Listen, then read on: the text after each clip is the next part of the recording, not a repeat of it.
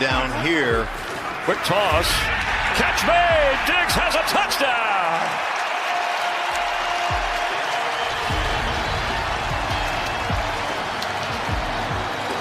Stephon Diggs, his first touchdown of the season. Gabriel going deep between two Patriots, and it's intercepted. Jalen Hawkins came down with it. He tracked it all the way to the turf. What a grab.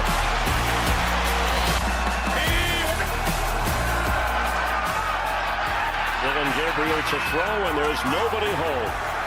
That's going to be a safety. Individuals such as Chauncey Billups, Damon Jones, and Terry Rozier were taken into custody today. Former, current NBA players and coaches. What you don't know is that this is an illegal gambling operation and sports rigging operation that spanned the course of years. The FBI led a coordinated takedown across 11 states to arrest over 30 individuals today responsible for this case, which is very much ongoing. Not only did we crack into the fraud that these perpetrators committed on the grand stage of the NBA, but we also entered and executed a system of justice against La Casa Nostra to include the Bonanno, Gambino, Genovese, and Lucchese crime families.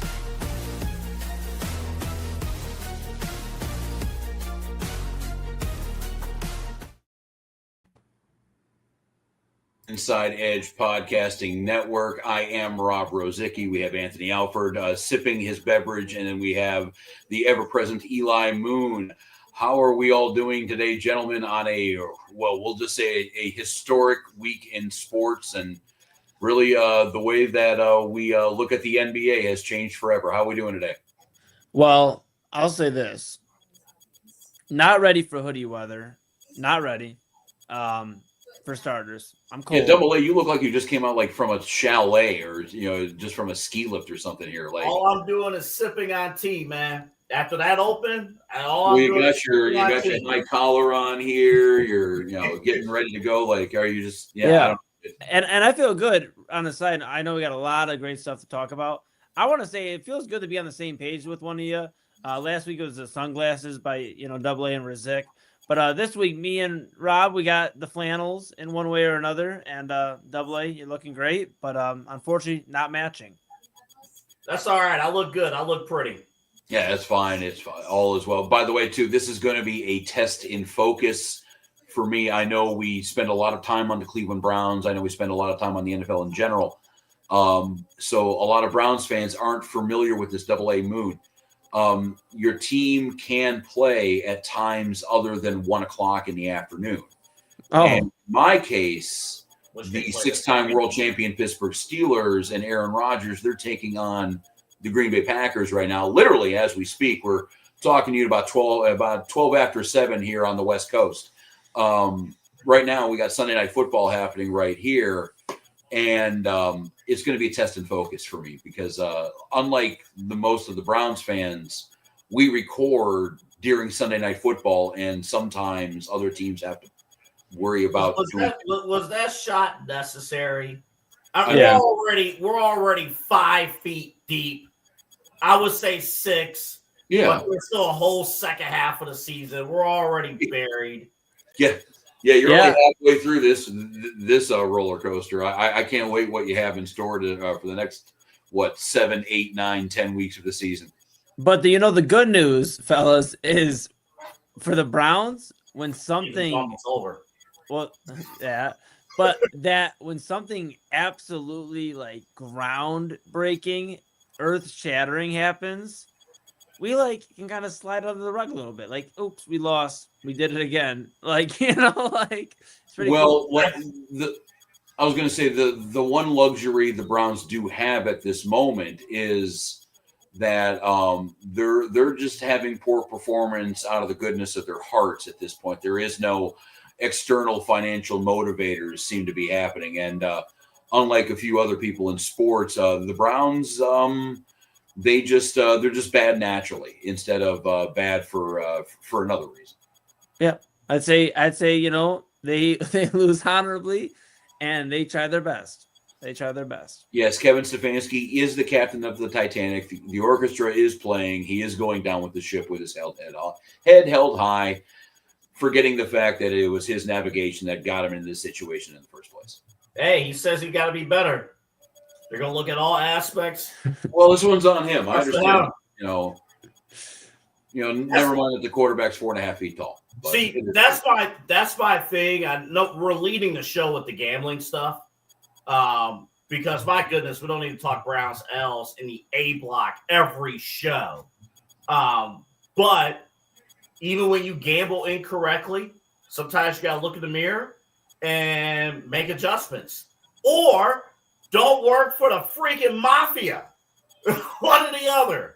I mean, that is pretty sound advice. I don't want to speak for the three of us, but kids, if you're listening, don't work for the mafia. We can definitely hit the Browns hard later on in the show. We got a lot of stuff actually we plan on hitting here. The Browns, rest of the NFL in general. We got a couple of baseball stories. There could be one of the better pitchers in baseball on the trade block.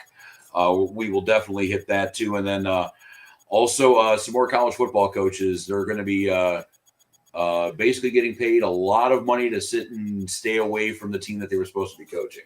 A couple of coaching firings in the NFL for sure. But, yeah, we've all kind of alluded to it. We saw Kash Patel making Tony Khan look normal, talking about that in an FBI press conference. Chauncey Billups, Damon Jones, and Terry Rozier, 3 names that are around the NBA that are recognizable to Cleveland fans, especially with Damon Jones and Terry Rozier. He was a local player here. Now busted or arrested. I want to make sure we all stay legal here. We're going to be saying the word allegedly a lot. But according to the indictments, Chauncey Billups, apparently he likes to play cards and doesn't mind cheating when he needs to cheat. So he's affiliated with a Ma brand card game where it was not on the up and up except for a couple of people who were not suspecting anything and got obviously bilked for a lot of money. And then the 2 other guys, Rozier and Damon Jones, a little bit more serious when it comes to basketball.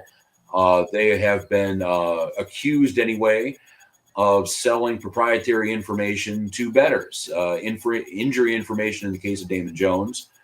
And, also, too, I guess, injury and lineup information with the case of Terry Rozier. He also decided to just not play well or get hurt early on in games and alter his performance and affect bets. So we have really 3 big names in the NBA, all intertwined in their own scandals, but all kind of related, but not related. And I think we all thought we would be here, but we all didn't want to be here. I guess, here we are. I've been talking for 5 minutes about this damn story. What do you guys think about this whole situation? My first question goes to AA because we're being asked to react. And my reaction is a question to see your reaction. Does this make Chauncey Billups the biggest bad boy of them all? Yes. All right.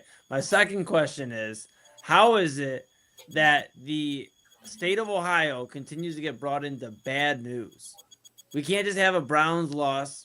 We can't just have some whatever, loss in sports or just some bad news. Terry Rozier, a Shaker Heights alum, if I'm not mistaken, Shaker Heights alum, right. He gets dragged into this. AA. I just don't get it from somebody who does not wager a ton of money. Okay, let's be very clear. But I do wager money. And it's upsetting to know that some of my bets, though I may miss by a few legs on the parlay, that Terry Rozier could have impacted my bets. It's frustrating.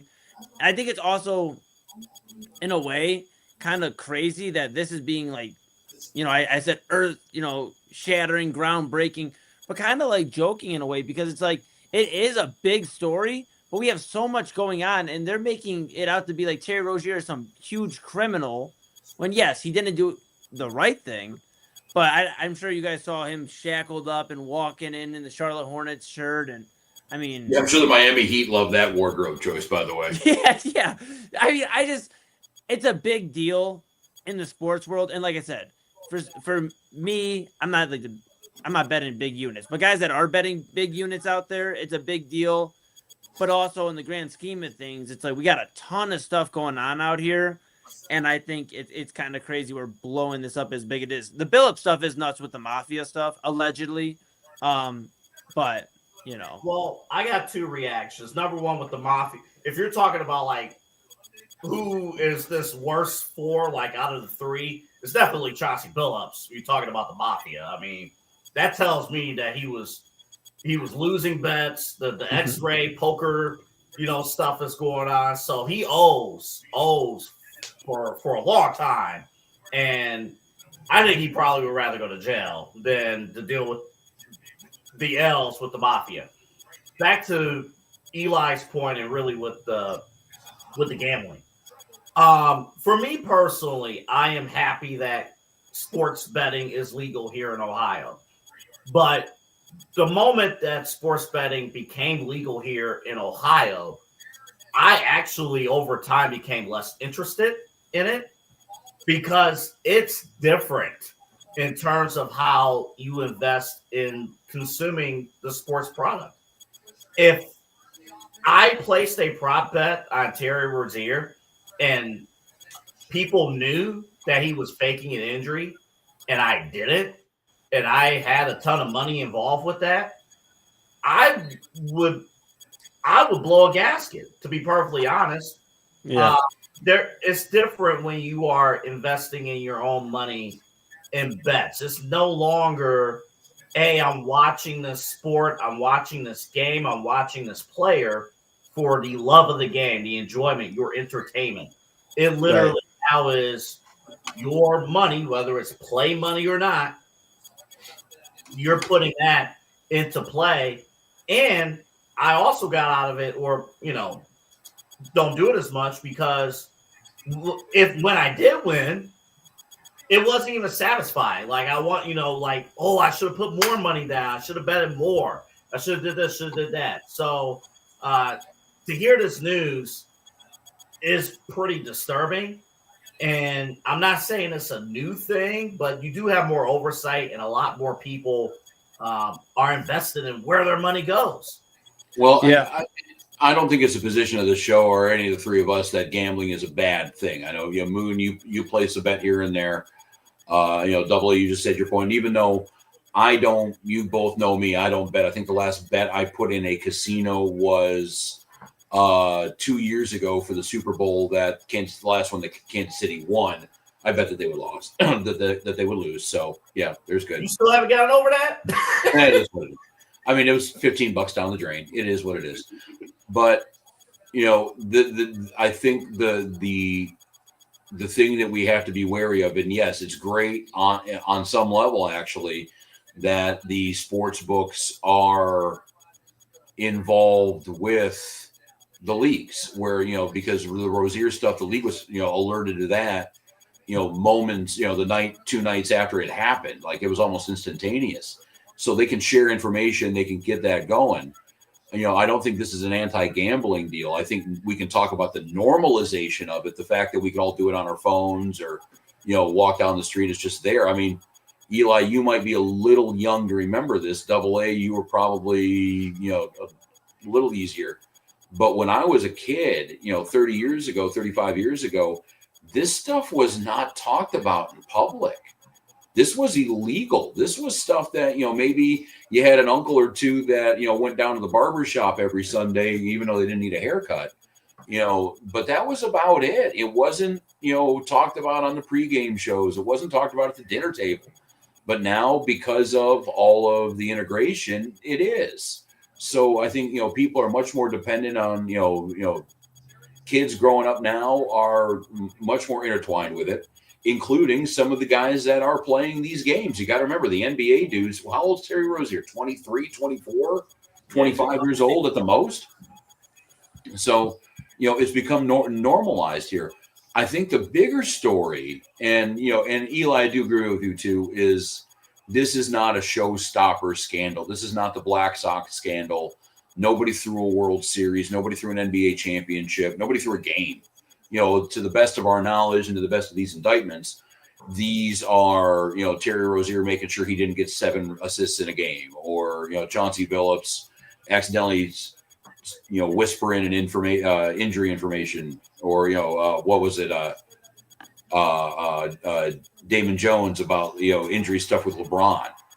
We're not altering games. We're not altering the scores here. Well, what it is symptomatic of is this is a problem in the NBA and everywhere. And we're now getting to the point where, okay, once is a tragic mistake, two might be a coincidence, but we're getting to 3, 4, 5, 6 guys now that are getting involved with bets and getting involved with gambling.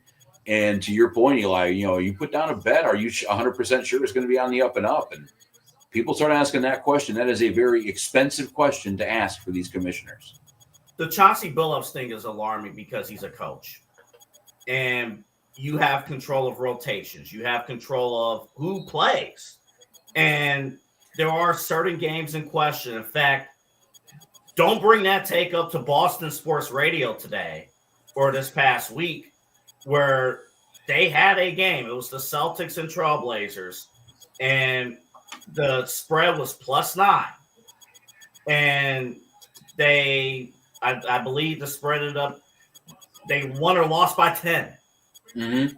And it was Billups taking one of his best players, allegedly, out of the game. So I was just spinning forward here in Cleveland. Let's just say, and this does not happen. I'm just spitballing here. This has not happened. Don't sue me, Kevin. Double A is reporting.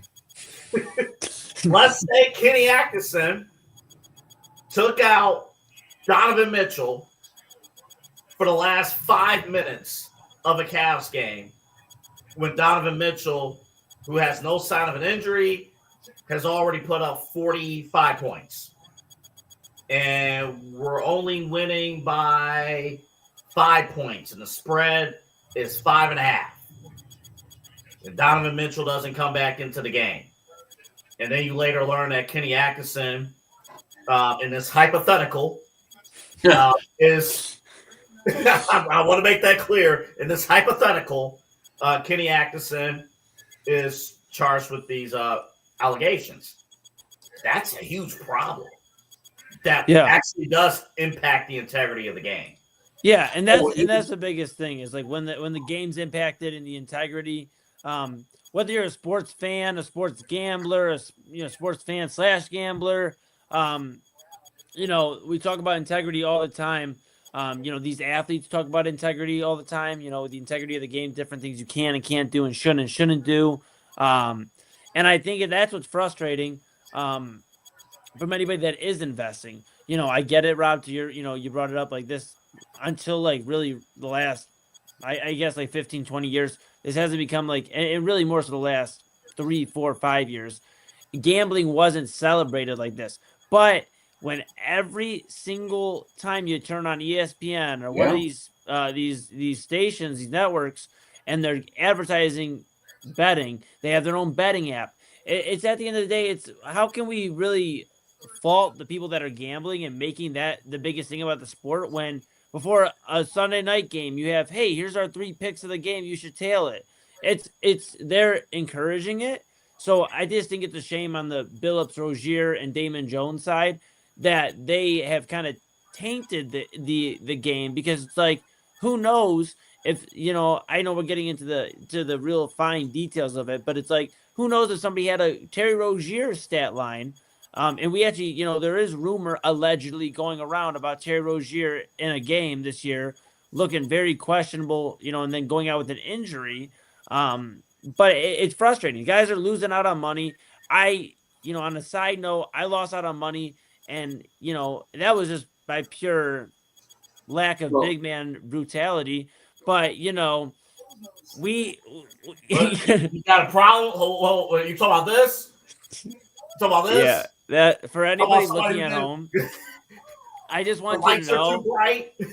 Me and my bro, narrator, put this bet in. We were at the studio, and we felt real good about this.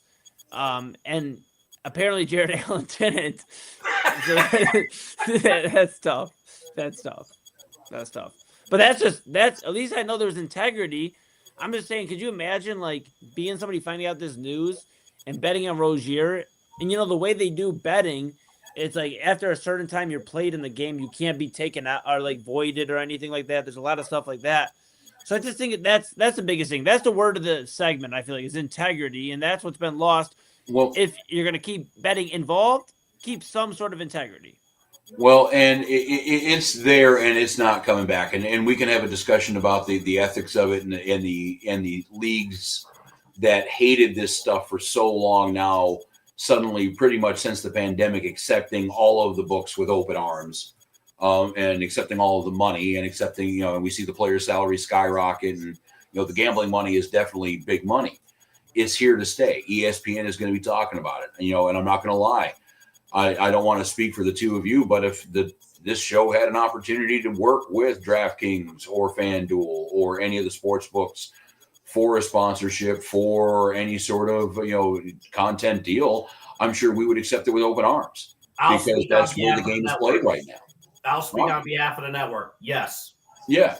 Yeah. So I don't want to sit here on the high horse and say, oh my God, you guys are, the scourge of everything. And then, 8 weeks later, we're sitting here brought to you by, DubaiSportsNet.com, so I don't want to say that, but what the leagues now have to do, and believe me, back in the day, they had their problems for sure.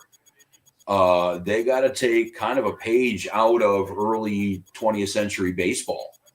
And grabs, and Adam Silver has to channel his inner Kennesaw Mountain Landis here. And you can, again, say whatever you want about Kennesaw Mountain Landis, especially if, you were African-American and wanted to play baseball before 1947. But one thing he was entrusted to do, the reason why he was hired, was they were having some gambling scandals. The White Sox thing was a thing. They had another player a little bit. Jim Devlin was a Boston pitcher who was kind of given the same ban for life treatment and everything like that.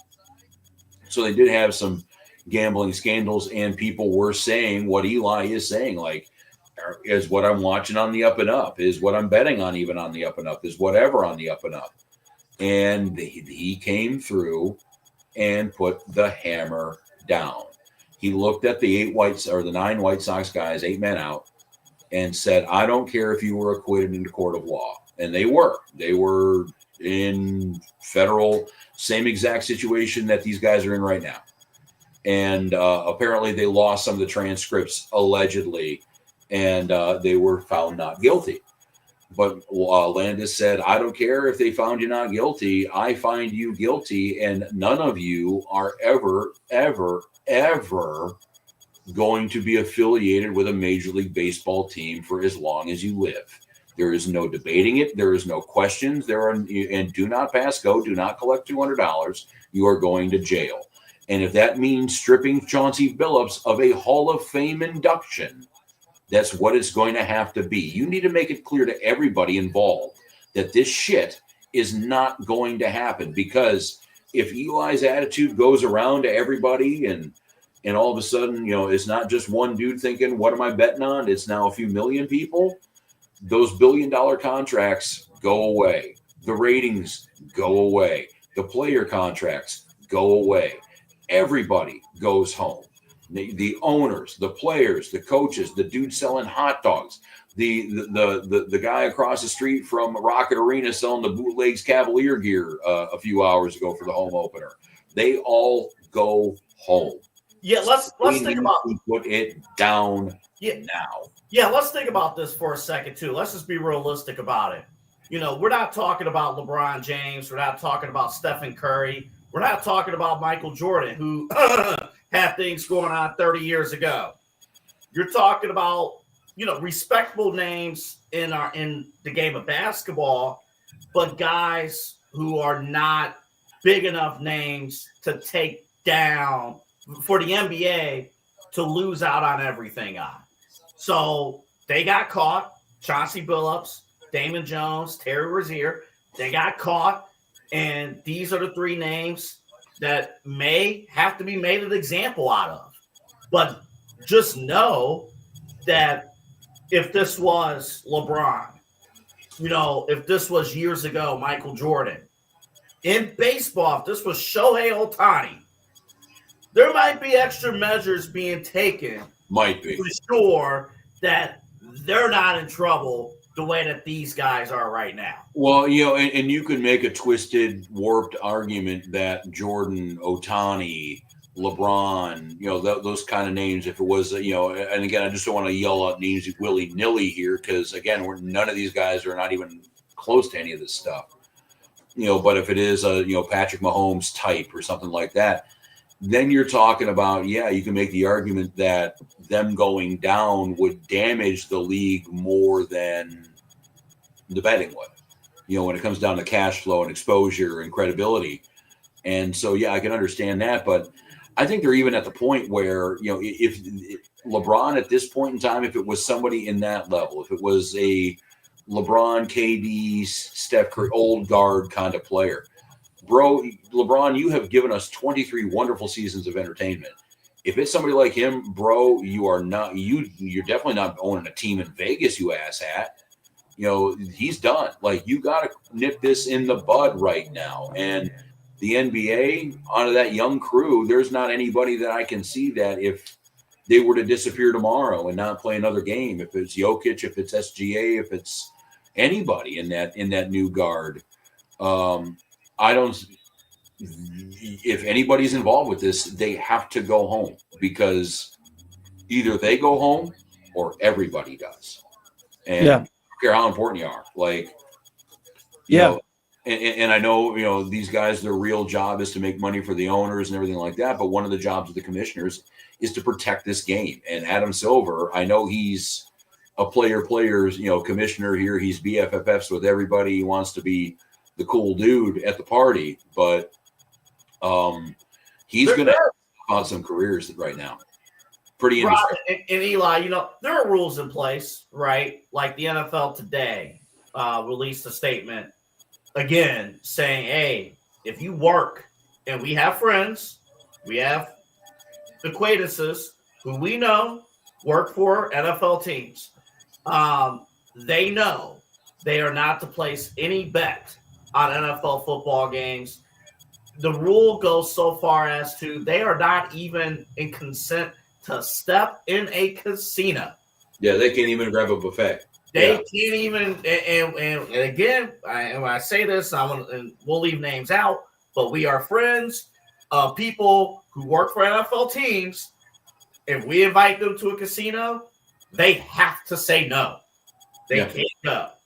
And that's just the honest truth. It really is. So even on that basis, the NBA has to enforce that. They have to say, hey, if you're an NBA player, NBA coach, if you're a janitor, custodian, you're serving beer for an NBA team, you are not to place a bet.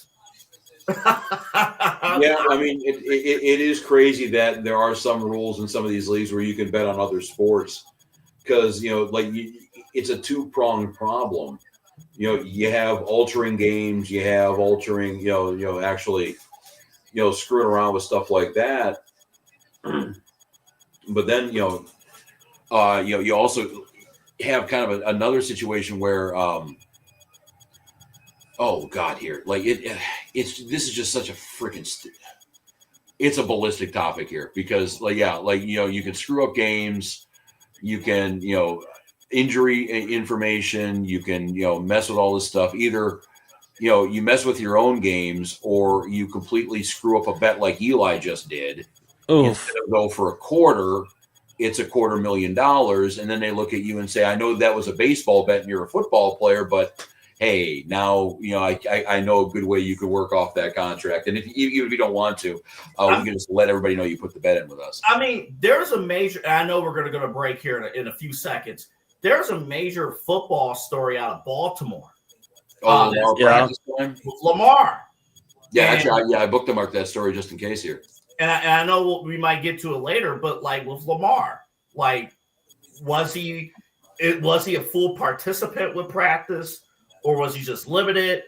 You can't be listed as a full participant and do half the drills. It's little things like that because a better on Sunday, you watch the injury reports. Yeah. Hey, Eli, you know this with T. You Yeah. pay so much close attention to the injury reports, even for fun stuff what we do, like fantasy football. Yeah. I had no idea Drake London was not going to play. I mean, I didn't check that lineup this morning, but I didn't know like late last night, he suddenly had a hip injury and all of a sudden he couldn't play. Imagine tracking throughout the week, believing that a player is fully ready to go and as Huntley is your starter. Yeah, and it's frustrating, because it just seems like there's such a gray area on the athlete side. And ever since they've kind of like started like making fun of like, don't put me in your bets, don't put me in your fantasy lineup, don't depend on me for this. But now there's such a gray area with it where it's like, well, okay, if these sports stations and networks and all that don't have a problem taking the money and partnering up with FanDuel or DraftKings or whatever, which is cool. Like if they want to partner up with us, hey, come on. But like if they don't mind doing that, then it's like then it should be very clear and to the point. And that's what's frustrating. I know we showed my slip earlier. It's like, it's $2.50 to win 1,000 for those at home wondering. And I would have had a much bigger smile on my face. But it's like, imagine, I mean, you're out there, you're, like I said, I brought up earlier, you're betting on Terry Rozier, any of these guys, and it's just bullshit. Like, it's like that, for lack of better words, it's just bullshit. With injury stuff, and you bring up, and this isn't a player thing necessarily, this isn't on Rozier. This is where Damon Jones comes into play. And, where AA brings up the injury reports and stuff like that. If Baltimore is sitting there on Wednesday afternoon and they know Lamar is not going to play, but they're going to dick around with that injury report, they're going to drag their feet, they're going to do what they can, even misreport some things. There is a magic hour from, that moment on Wednesday when they make the call that he's not going to play to when they announce it, that it's insider, is in a stock market situation, it's insider information. The trainer can make your bet a whole lot easier to make with just telling you something that they already know. And there's a window in there that you have, where either through the misinformation that allegedly Baltimore's going through, or if it is just, an NBA team saying, all right, it's 10 a.m. He's, LeBron ain't probably going to play tonight, but we'll put him as questionable, but we'll officially do it at 6. There's that hour, there are a few hours there where you can sell that information off to people, and that's not players, that's assistant coaches, that's that's trainers, that's the guys that are sweeping up the locker room that hear something. And in the case of Damon Jones, he was around the Lakers team as basically a LeBron liaison, and he was unpaid. He wasn't getting paid for any bit of that. So if you're selling off that information thinking, okay, I could pick up a quick 20K over here and 30K over here, and that's basically my coaching salary, and that's how you justify it, then you got a problem. And either you got to keep that information tight-lipped, or in the case of the NBA, they've kind of modified their injury reports. You got to kind of update it a little bit more throughout the day than you did, so that window of time is smaller. But yeah, you got to control that information, and along with security and making sure everything's tight-lipped, you got to make it evidently clear to anybody involved. If you pass on information like that, we're not only going to end your career in the NBA, but we're going to do what we can to press charges and go after you criminally. Because, and the one thing I'm kind of curious, speaking with the criminal stuff, say if Moon and AA did bet on Rozier for that game in question, do they have grounds for a class action lawsuit if it's proven that he did, in fact, pull himself out of that lineup early in that game? Yes. So hell yes. The closest buddies sued Mr. Rozier for about $30 million. Hell yes. So, I mean, at this point in time, whatever they got to overreact to this. They have to, if it's a $5 crime, they better make it $1,000 punishment. Make it clear that if you flirt with this, it all goes away, including Chauncey Billups, your legacy. And that's, I grant you, none of this stuff happened when he was a player. It wasn't even a sniff when he was playing for the Pistons or the Celtics or the Nuggets or whoever. But no, dude, you're a part of this. You don't have a place in our sport anymore. That's just the way it's going to have to go. That's that. That's it. That's it. Do we want to take in the Browns next? Yeah, well, okay, yes. The only time ever that an absolute ass whooping, embarrassing 32-13, boring ass whooping, will actually be more uplifting speech and talk and conversation. Well, we will take a break. We will move on to the Cleveland Browns, and you'll never guess who Kevin Stefanski wants to be his quarterback coming back from the bye. This is the main event here on the Inside Edge Podcasting Network. Eli Moon, AA Anthony Alford, myself, Rob Rozycki, and we will be back.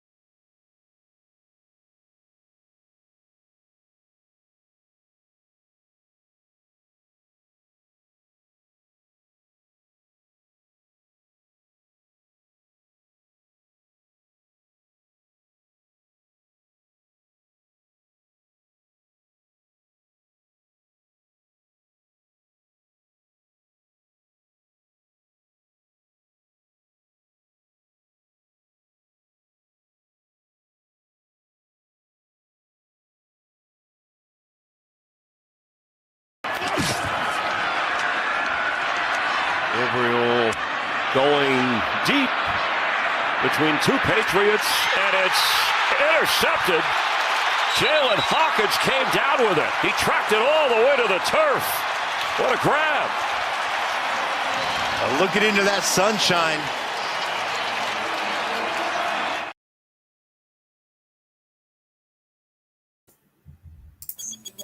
Welcome back to the main event here on the Inside Edge Podcasting Network. I am Rob Rozycki.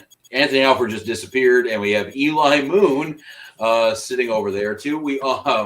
Then that was Dillion Gabriel, courtesy of Fox and the NFL, throwing his first career interception. And I'm watching the Steelers game here, and I don't know if you guys can relate to this. I mean, their offense is just dinking and dunking.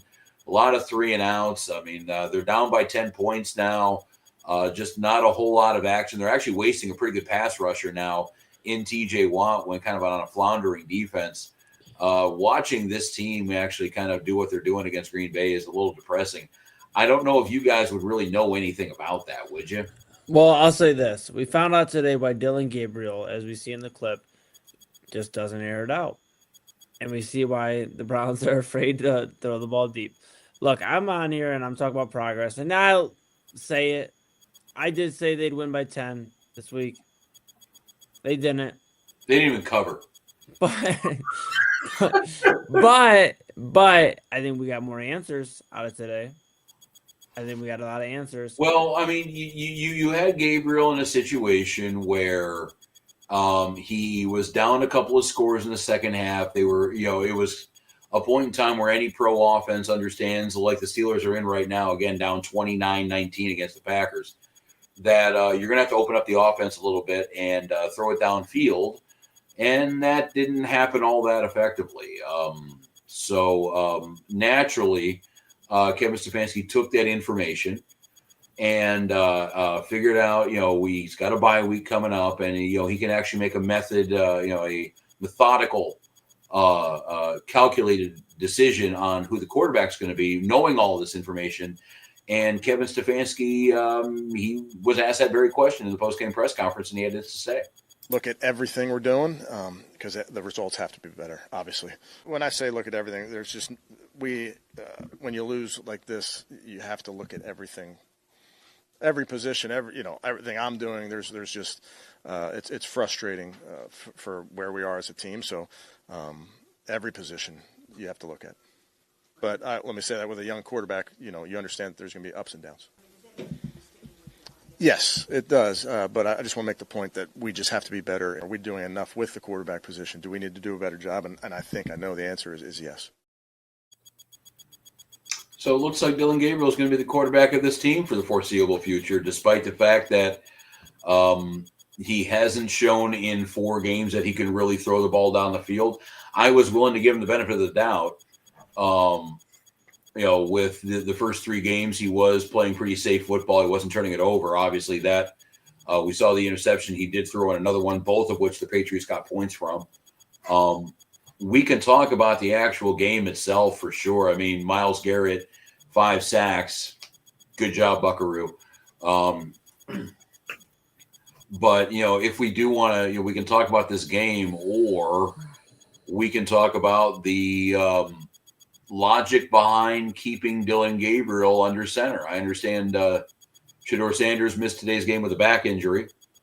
I don't know what his injury status is going to be moving forward, but the fact that you were so quick to commit to a young quarterback, despite the fact that he hasn't given you much reason to commit to him, we can hit that one, or we can talk about a 20-point ass whooping. Boring ass whooping. I mean, Dylan is Stefanski and Andrew Berry's guy. They're it's boom or bust. I don't know why they feel like this kid is the guy to put your job security on. To tell you how put off I was on this game, I went to Aldi's in the 4th quarter. So if you ask me anything about what happened in the 4th quarter, I have nothing for What it. was the best thing you got from Aldi's?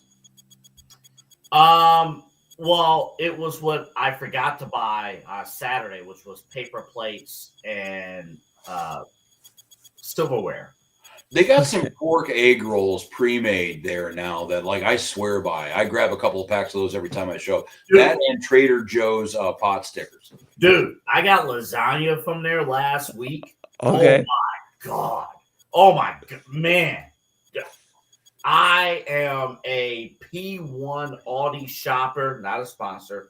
P1 shopper at those locations. And yeah, the fourth quarter, that's where I was. And that's this boring beatdown took place this afternoon. Double A, and my part of me on the interruption there, but it's frustrating, and like I thank you. I worked the 9 to 5, and I get customers that come in. Typically I'm working Sunday. To pull the curtain back a little bit, I'm working until about 6 o'clock, so I'm watching the Browns on my phone, and I get customers that come in and they're like, I remember when we beat the Packers earlier this year, and it feels like so long ago, but when we beat them, and it feels like so long ago when last week you were calling playoffs. I know, but customers were coming in and they were like, they really won? And I'm like, yeah. And they're like, no way. And I'm like, yeah, I'm serious. And they're like, no, you're not. And I'm like getting into it with customers, and it's just like a sad reality. And like, yeah, Rozycki, I get it. I was living in a world where if you look at the schedule, and if you look at the game today, to break it down for a quick second here, the defense put them in position to win the football game early on. It was just when the defense had to spend 75 to 85% of the game on the field that eventually like when Schmidt chunked the field goal in the beginning of the second half. Right. I was just thinking real quick. I'm like, we haven't talked about the kicker that much lately, and go figure, he misses. Yeah, because the car's a hunk of shit. Is breaking down every 5 minutes. Why am I going to give a damn about what the floor mats look like right now? Like that's kind of where we're at with this team in the kicker job. No. If he was blowing actual, and he did blow the first game of the season, but if he's blowing actual games, then yeah. But he hasn't had the chance to really be in a screwy situation. But he missed another kick today. I don't know how much longer they're going to want to stick with him. No, but there's a bigger point to this, and this is why I was kind of locked in on what Eli was saying last week. Wins feel good. At the end of the day, it feels good to win a sporting event, a sporting contest, a football game. Wins feel good. It doesn't matter how it happens. If you win a game, it feels good. And the reason why there's a generation of people who are no longer Browns fans is because we don't win at all. And I'm not exaggerating when I say this, at all. We are dead last in number of W's since 1999. We are dead last. So I know the jokes about real football played at 4:00 and on Sunday Night Football and things like that. It felt good to win a game last week. Doesn't matter what the competition was. It felt good. And yes, I'm not going to sit here and apologize for, cooking up some kind of, maybe, if you beat New England, then, you got the Jets, you got the Raiders, and then you could talk yourself into the Ravens. Like, I'm not going to sit here and on behalf of Eli, we're not going to sit here and apologize for being over a W because it doesn't freaking happen. That's right. Doesn't. That's right. Yeah, you were an addict for experiencing their first smack high last week. I understand. Well, here's the frustrating thing, though, too, Rob, as a Browns fan, to add on to what Double A says, it's embarrassing because we have to sit here and we have to buy in to every single regime change, every single coaching change. We get a quarterback, we trade him. Then we just continue to sit in the same situation we've sat in since 1999, which is quarterback issues, which we haven't highlighted as much, I feel like. Because if you look back on when we did the show 10 years ago to right now, it feels like quarterback is not nearly as screamed about. We're trying to find a way, in my opinion, I get it, Stefanski, I don't know. I don't know at this point. You could look back on the show 3 weeks ago and look at what I was saying about him, but I don't know anymore. But We're trying to find a way to get rid of the coach. And the quarterback and everything else. So it just feels like I don't know where to go. It just feels like we're in impending doom. And that's where that's life of a Browns fan. I was up here, wild card, impending doom. Here we are. Let me ask you both this. We did this show 10 years ago, around this time. We started October 2015 in that All Sports Cleveland studios. Yeah, that's right. It feels like the Browns are worse off right now than they were 10 years ago. Yeah. And a lot of that has to do with the decisions made 3 years ago. The Browns were on their way. The Browns had won a playoff game. I understand it was a COVID playoff game. I understand Kevin Stefanski was in his basement, but they won a playoff game with a quarterback they had drafted number 1 overall. And within 3 weeks of each other, they decided to jettison him out of town, mainly because they knew, he caught wind that they were pursuing Watson, but then they signed Deshaun Watson. And that completely, we talk, and when we were doing the show earlier, a decade ago, we were talking about how bad Johnny Manziel screwed this thing up. These two moves of Baker getting, going to Carolina at the time, and then Deshaun coming here, both of those happening that's 3 Johnny Manziels. That's why we're here right now. That's why we're in quarterback quagmire. That's why we're trying to figure out why Kevin Stefanski is beating a dead horse with Dillion Gabriel when there is at least another option on the roster to see if you got a kid that can make any plays. But and I understand that. You're going down 2 crappy paths at this point in time, but these are the paths that you have. These are the 2 choices you have, and if you have a better idea in the next couple of days, let me know. I do. Rozycki, AA. I know I said at the beginning of the season we don't trot him out there. It's time. After the bye week, it's time. It's Shedeur time. And because here's the reason why. I thought you were going to say another name. I thought you were going to say number 4. Oh, no. You'll never hear me say that. No. The only reason why I would be okay with that would be them looking at him saying, well, we are paying you either way, and someone is going to have to get sacked 9 times a game for the last month of the season.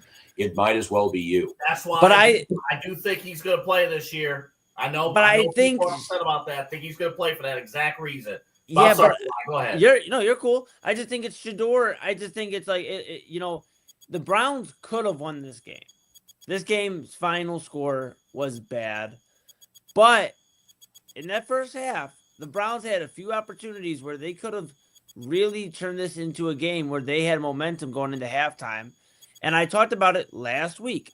The Browns had to take advantage of the defense, putting them in position to score with short fields or just at least better field position than they would typically get.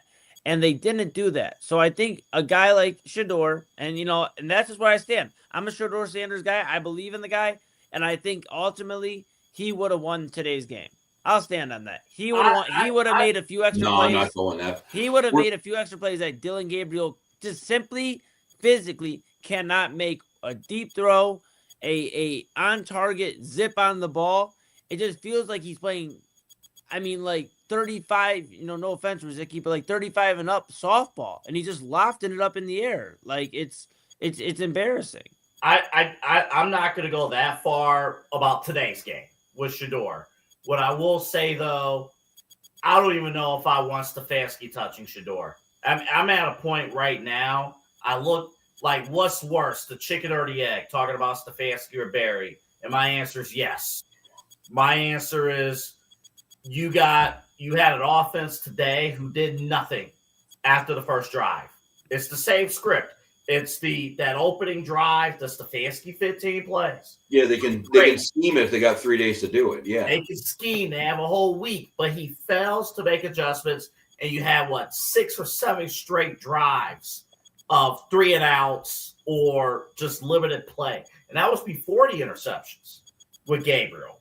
And then not to even account for the safety we played in the open, the intentional grounding, which you're an NFL football player getting starting reps.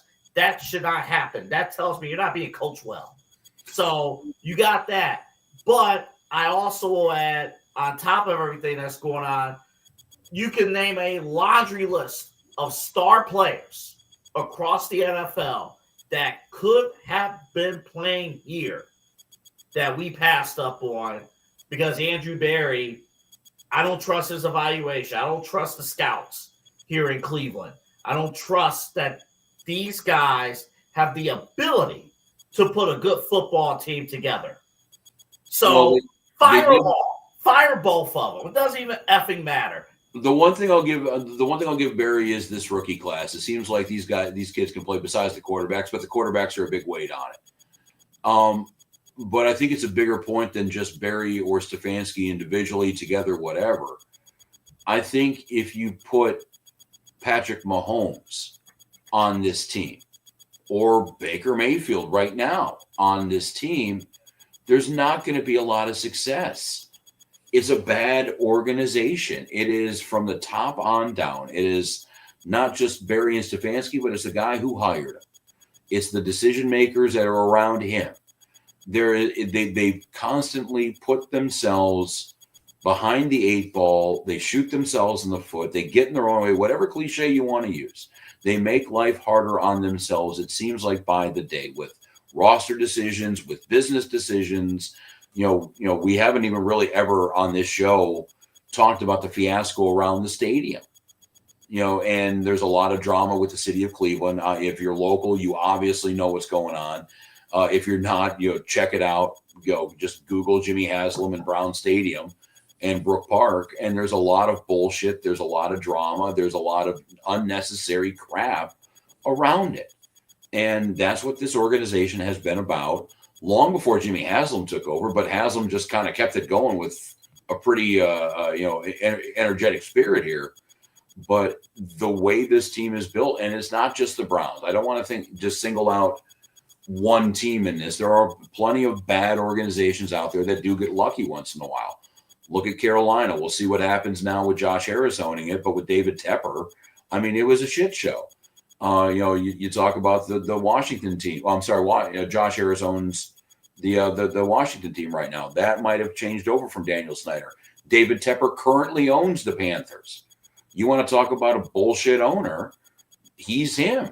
And I understand, they're hovering around 500 right now. They get lucky.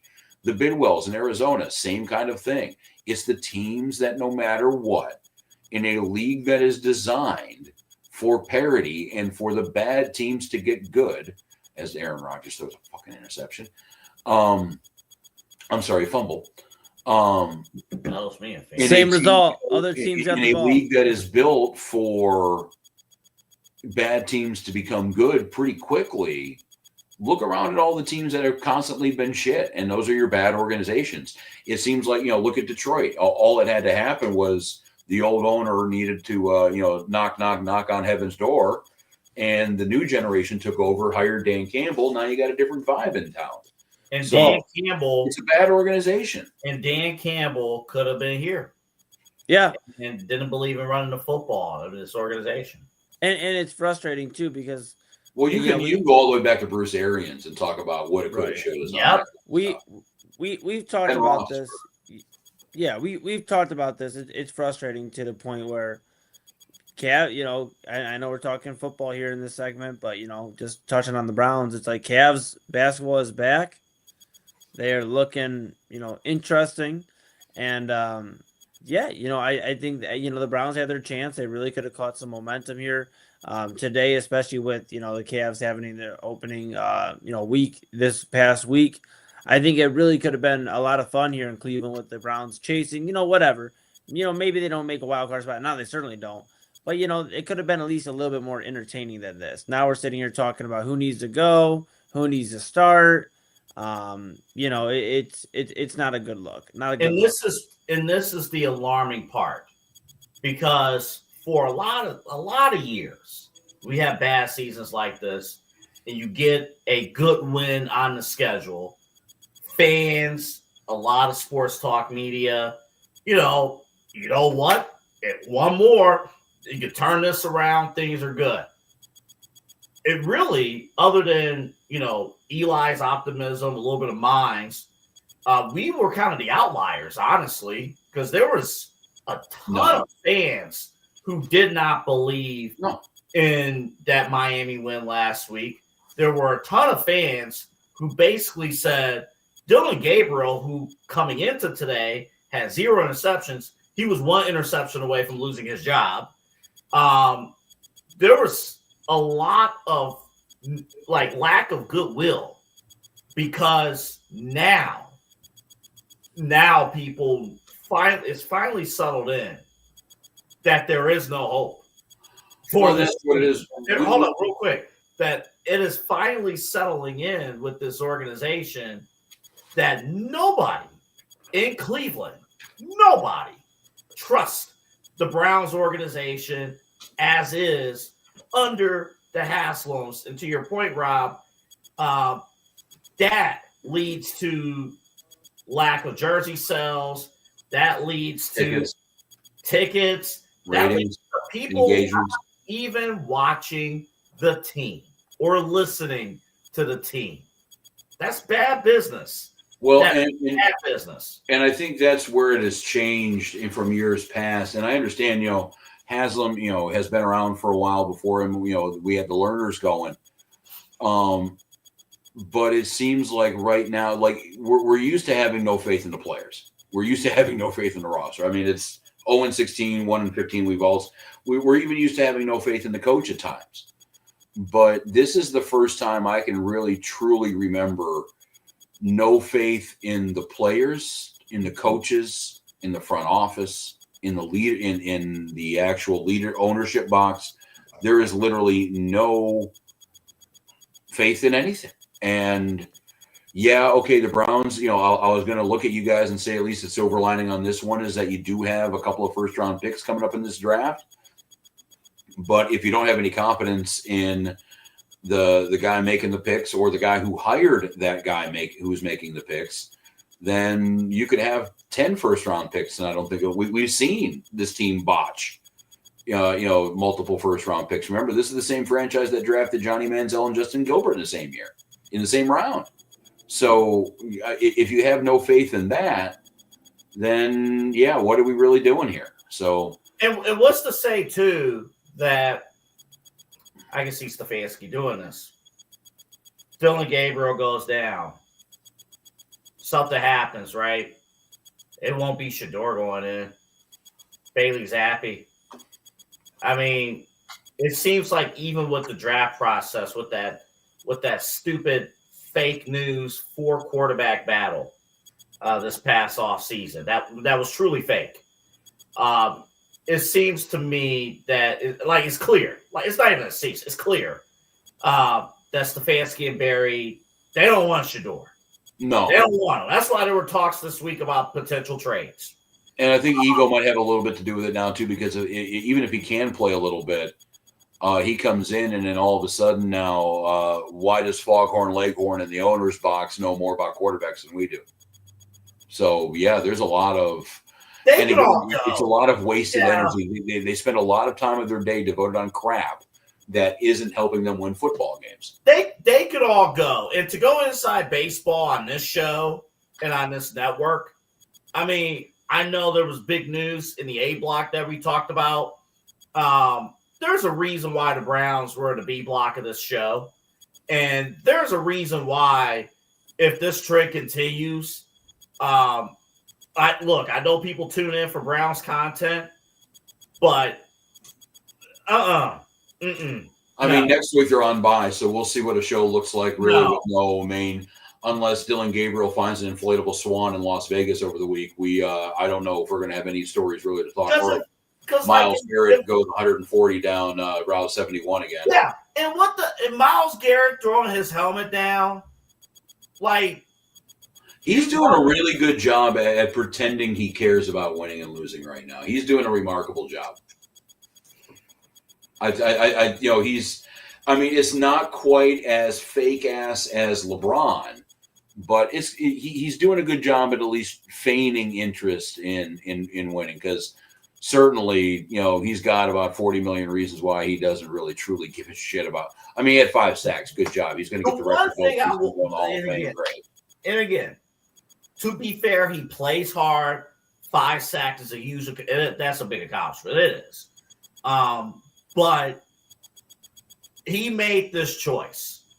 And I know we played the cut a couple last week or 2 weeks ago about like all the players are in it. They like, it's like, dude, you could have made a choice to dip out. You went on Radio Row, and you're still here. Yeah, and he aired everybody dirty laundry. So yeah, I mean, yeah, I don't feel bad for him at all. But we can keep talking Browns for sure. No, let's move on. Might hit a little bit on the next week. I don't even know at this point. I've had enough of their incompetence and just piss poor effort. Move on. Let's do. Well, if you want some good news, both of you Browns fans, it looks like Jordan Love and the Packers are shoving it up the Steelers' ass right now, 35-19 with about 3.5 minutes to go in the game. So the Steelers are looking at back-to-back losses right now.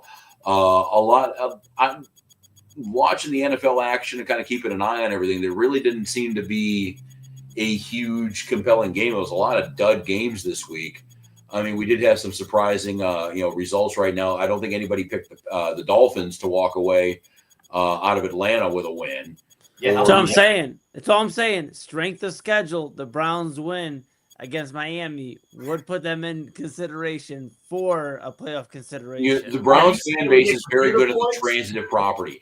If we beat that team and then that team lost to another team, then that means we're bet. Yeah, there's a lot of stupid crap going on right now. I think what's crazy, and I know we're going to talk a little bit during the midway point of the year, like go over some like mid-season awards or whatnot. I think what's absolutely insane and has no absolute bias on him being on my fantasy football team is Jonathan Taylor, and just like how awesome him and the Colts have been this year.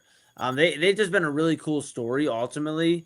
Jonathan Taylor cooking. I forget who am I playing in fantasy football this week. Oh, Rob Rozycki here on the main event, cooking him in fantasy. I think that's been really cool, Rob, and I think it's been cool the last few years to see the return of the running back. And running backs actually getting paid. You know what I'm saying? They bucked the trend. I remember. Well, Saquon last year really helped that out because, I think most people with a good set of eyes could see that Saquon was a big reason of why the Philadelphia Eagles won the Super Bowl last year. Obviously, Jonathan Taylor, he's doing what he's doing. Another big primetime back in the league. Even, don't look, we'll see what happens with the Browns and their offense, but Quinshon Judkins could be another one of those guys coming down the pipe too. Yeah, running backs coming back and actually playing two-dimensional football is nice again. It's, the idea that we could just throw away the position of Bo Jackson and Barry Sanders and Walter Payton and Jim Brown because we have evolved past such things was kind of insulting to me, and I think to a lot of football fans. So, yeah, it's nice to kind of see the running backs coming back. And it's also nice to see the Colts. I guess, I don't have really anything invested in the AFC South, but it's nice to see the Colts actually live up to billing. They've been a preseason darling and offseason darling for a few years under Chris Ballard. And looks like now they actually found a quarterback in Daniel Jones. He's another one of those, we'll just say, slightly pre-owned. We'll use a card term for these quarterbacks, the Baker Mayfields, the Sam Darnolds of the world. I guess you can put Daniel Jones on that list too, because the Colts are 7-1. They're the number 1 seed in the AFC, and Daniel Jones is a legitimate MVP candidate. I don't think anybody thought that was going to happen. Sorry, Roman Wilson just dropped the touchdown pass for the Steelers, and we're here.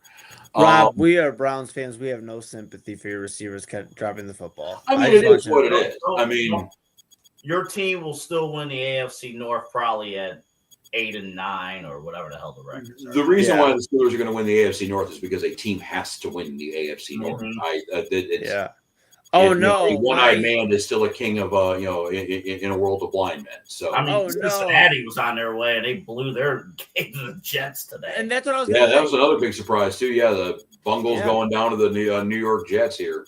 Yeah, no more winless teams in the NFL, if I'm not mistaken, and that's impressive that it didn't take the Jets too long to win. Well, what I thought was impressive, and we didn't prep this audio. I'm sure we don't have it, but Woody Johnson went out and ran his mouth about Justin Fields, talking about the lack of performance at a quarterback spot and being pretty insulting to a dude that they're paying for a couple of years. I believe he's on the books for another $10 million next year.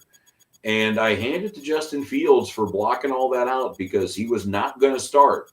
He was a Tyrod Taylor injury away from having an opportunity, and that's what he got. And he went on in, threw a couple of touchdowns, ran the offense, beat a Cincinnati Bengals team that admittedly has zero defense. But, still, hand it to Justin Fields for blocking out that noise. I don't know if I could have done it if I had my boss go on national TV and beat the shit out of me and then expect me to perform the next week. And to do that in New York City, the toughest media in the country, the toughest sports media in the country, where they're not afraid to rip you at all for average performance. Real quick, to go back to I heard a story about the New York media. It wasn't even sports. Conan O'Brien was talking about when he got his late night show, and they were shooting in New York when he was on, after Leno on NBC. And there was a dude that walked up to him. He goes, "Hey, I'm from the New York Post or from the New York whatever's here. And I was at Letterman's press conference for his CBS show last week, and I know he got exactly X amount of laughs. I'm here to count yours, and I will let you know if you were funnier than David Letterman. See you later." So that's the kind of media we're talking about here. They take AA. It's not that they're willing to do it; they delight in it. Yeah. And I'm like, I know people get up in arms about, sometimes you hear like, "Oh, Cleveland media got to do this, they got to do that."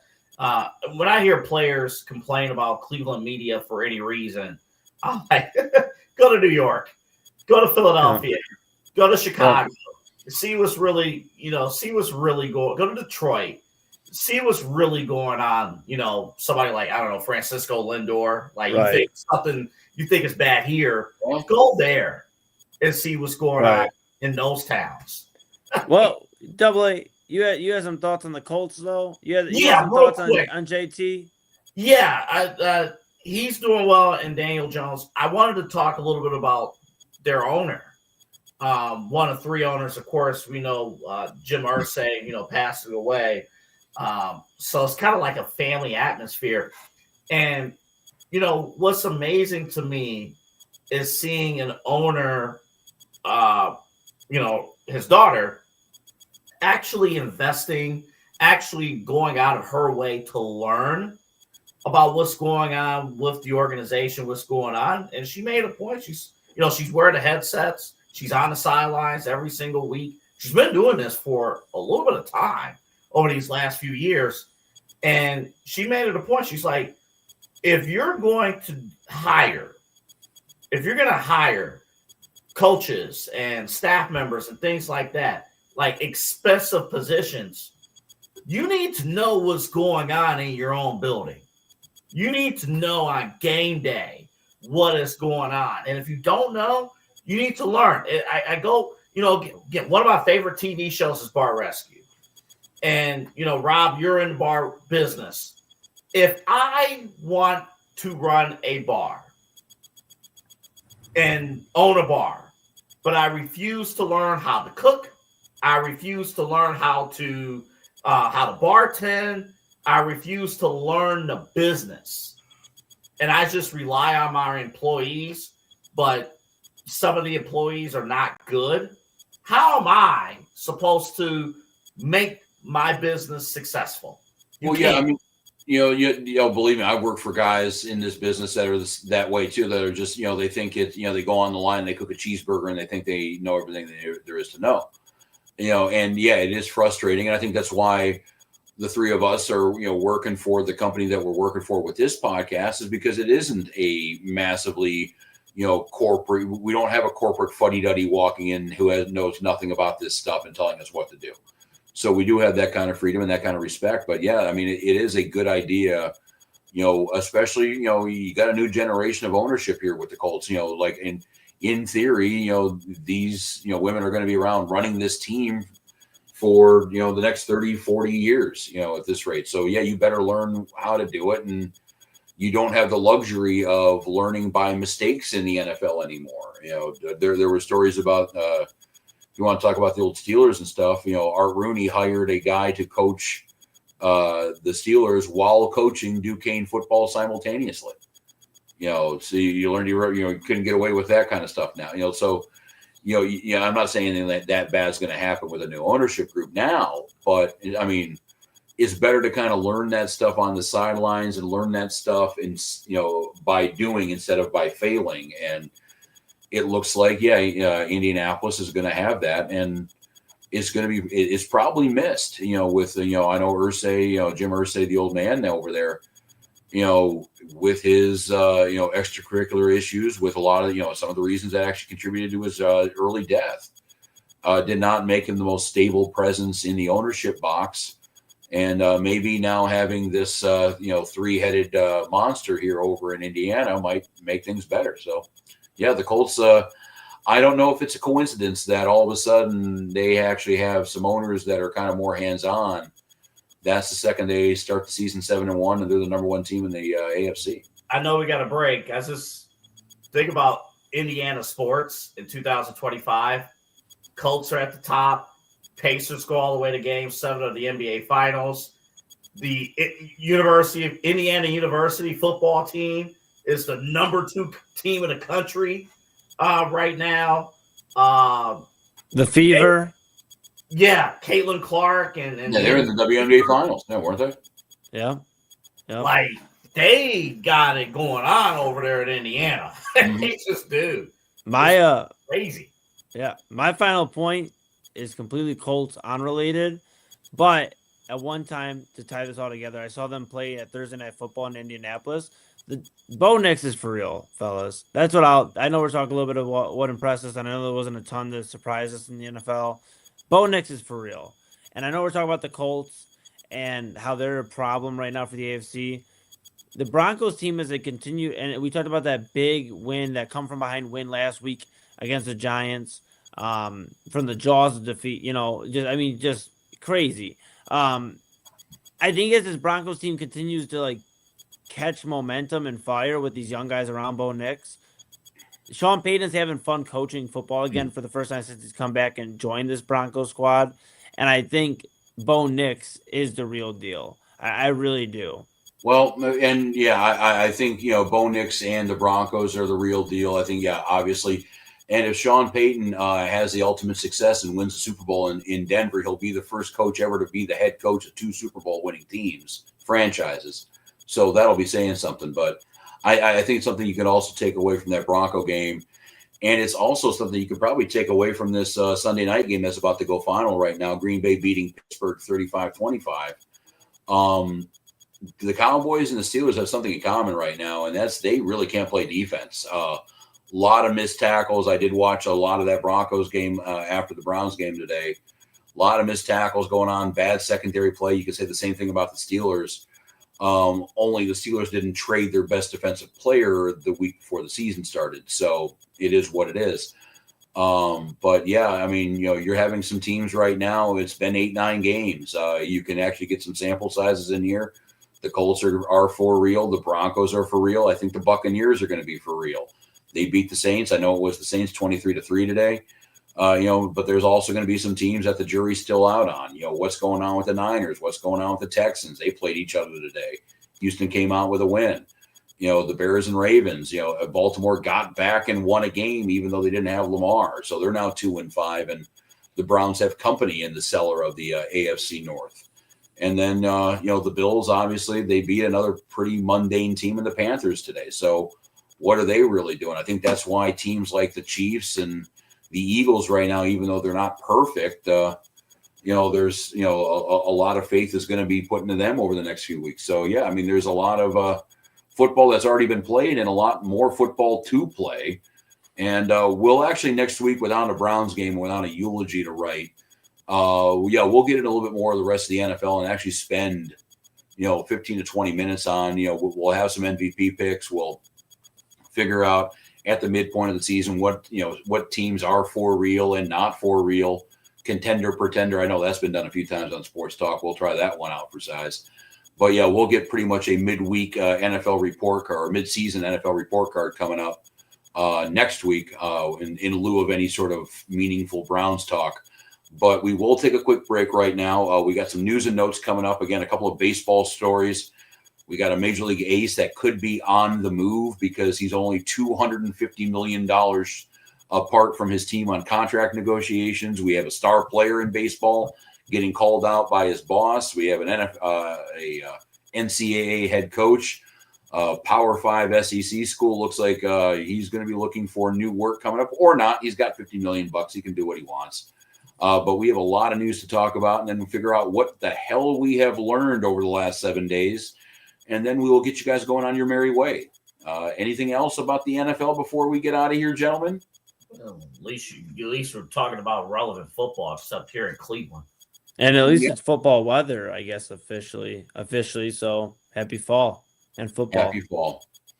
Yeah, Halloween coming up in 6 days or Friday. Yeah, you got the gig on Friday, and then we got and then the scary part of it, and not that your gig is significant or anything, but I think the truly significant part of it is once Halloween hits, Thanksgiving is 3 weeks away, and then I know Christmas is going to be here, and I'm going to be doing this damn show in a Santa hat, and we're going to probably come up with some sort of whatever talk segment to go around the holiday season, and we'll figure out what's going on. Is there a reason why we don't have Thanksgiving music?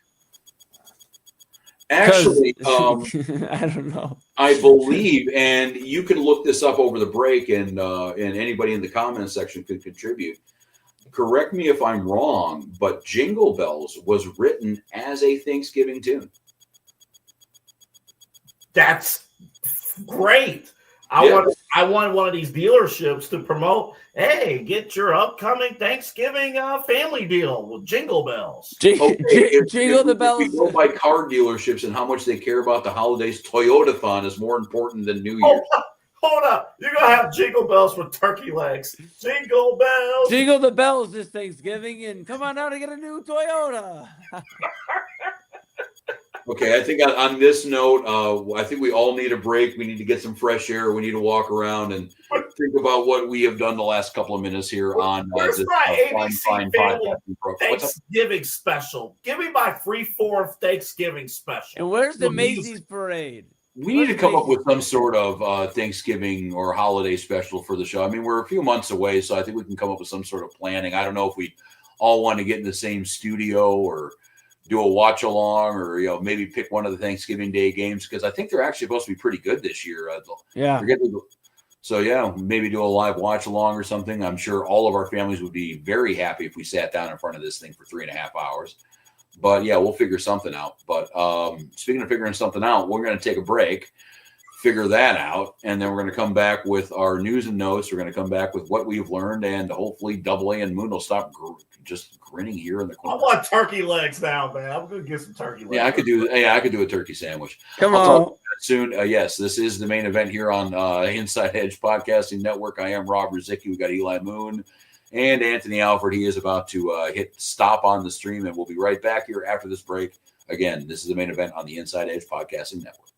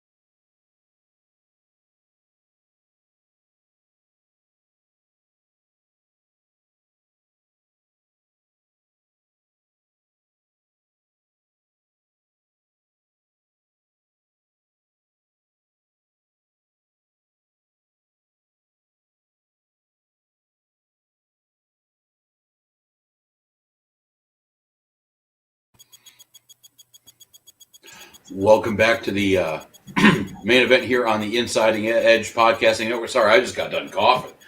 Ooh. Rozycki. Hold on. I got you. Ready? Showbiz. Take 2. Welcome back to the main event here on the Inside Edge Podcasting Network. Thank you, Eli. I am Rob Rozycki. We got Eli Moon sitting over there. We got Double A in the middle of us both. And I hope everybody has had a leisurely break. They have used the bathroom. They've gotten a snack, and they have gotten energized for the final third of this show. Hopefully, we shall get everybody out of here by about 12:15 if we're lucky. Or as 3 a.m. after 9 on the West Coast. But yes, just to conclude everything up here, we do have a little bit of news and notes, and then we'll go over what we have learned today. First and foremost, I think for news and notes, it's a shame that we have a second straight week and a second straight obituary to talk about. One that was announced on the NFL Sunday day of games, and this time it's under different circumstances. It's former Jets center Nick Mangold passing away at the age of 41 due to complications of kidney disease. Just a couple of weeks ago, he actually went to social media asking the public, giving out his type of blood and saying, hey, if you are so inclined and want to be a donor here, I need a new kidney. And I don't think anybody realized when he made that announcement how close he was to truly needing that new kidney, because even though he had been sick, it kind of caught everybody by surprise. I think when the Jets announced it, again, probably about an hour before 1 o'clock kickoff started. Yeah, it's sad. I remember, Mangold going to social media and saying he'll be back at the shoe, because he's an Ohio State Buckeye, and going back to MetLife Stadium and visiting, and he's gonna get through this, and for him to not really even be able to I know, he was already battling a journey before announcing it, but not being able to battle this with the fans, because him coming out and announcing this was him telling the fans hey, I'm gonna fight this with you. I needed some time. Because I couldn't imagine, what going through what he went through, and I guess ultimately my prayers and thoughts with the family, the Mangold family, and everybody he's close with, and his family, and it just sucks, man. It just sucks, I mean, it's a shame we're sitting here talking about death again, in the NFL, with guys that were in the NFL not too long ago. So different reasons, and it's a shame. So, Double A. Yeah, young, 41, long career with the Jets, Buckeye as well. Everybody with their thoughts, and it's just crazy because I think every time the crazy thing with death too is what was their last tweet or what was their last public appearance and things like that. I saw. Well, probably 11 days ago, he was on Barstool. He was on their program, and he upbeat and everything like that. So definitely sad to happen. And that 40, it's young, and to me that 41 scares me, just because that was the age that we lost Kobe, 41, so prayers to the family, prayers to loved ones, everybody who knew him impacted by all this, very tough. Yeah. And if he is on a Hall of Fame track, just to, I know it doesn't seem much right now, but 3-time first team All Pro, 7-time Pro Bowler, all rookie team in 2006, Jets Ring of Honor, won a national title with the 02 Buckeyes, a national All-American team under his belt too. Truly one of the best Buckeyes that we can remember in the last 25 years in this 21st century. If you made an all 21st century team of the Buckeyes, all due respect to everybody else, Nick Mangold is the center of it. And it's kind of apropos that the Jets, his former team, dropped 3 scores in the final quarter of the game to come back and win their first game in Cincinnati, a city that's about 45 minutes from where Nick Mangold grew up in Centerville, Ohio. So The universe works in mysterious ways sometimes, and I think the Jets might have had a little bit of help. But yeah, again, a blow to a lot of football fans our age who did come of age with the Buckeyes in the early part of the century, did watch him on those Jets teams. And yeah, 41 is just way entirely too young. I mean, he was born a year before I was. So that's definitely something, anytime you see somebody that's around your age, be it, if it's, somebody tragically going in their early 20s or mid 20s, if you're, for you, Moon, or in the middle of your 30s for AA or middle of the 40s for me, it's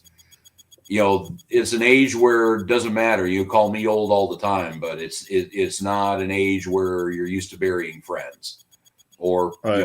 Other people that you're, acquainted with through television or sports. So yeah, big blow to the Jets, big blow to the Buckeyes, and yeah, thoughts and prayers do go out to the Mangold family, to the Buckeye family, and to the New York Jets. And at least congratulations on your first win. You got a little bit of good news today. But let me add one more thing too, just to piggyback off your point, Rob. Like, I know sometimes too, and this is unrelated to what we're just talking about, but equally as important.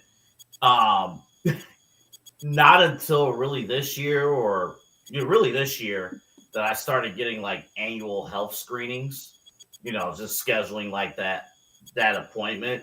And a big part of it was like, do you have full-time employment?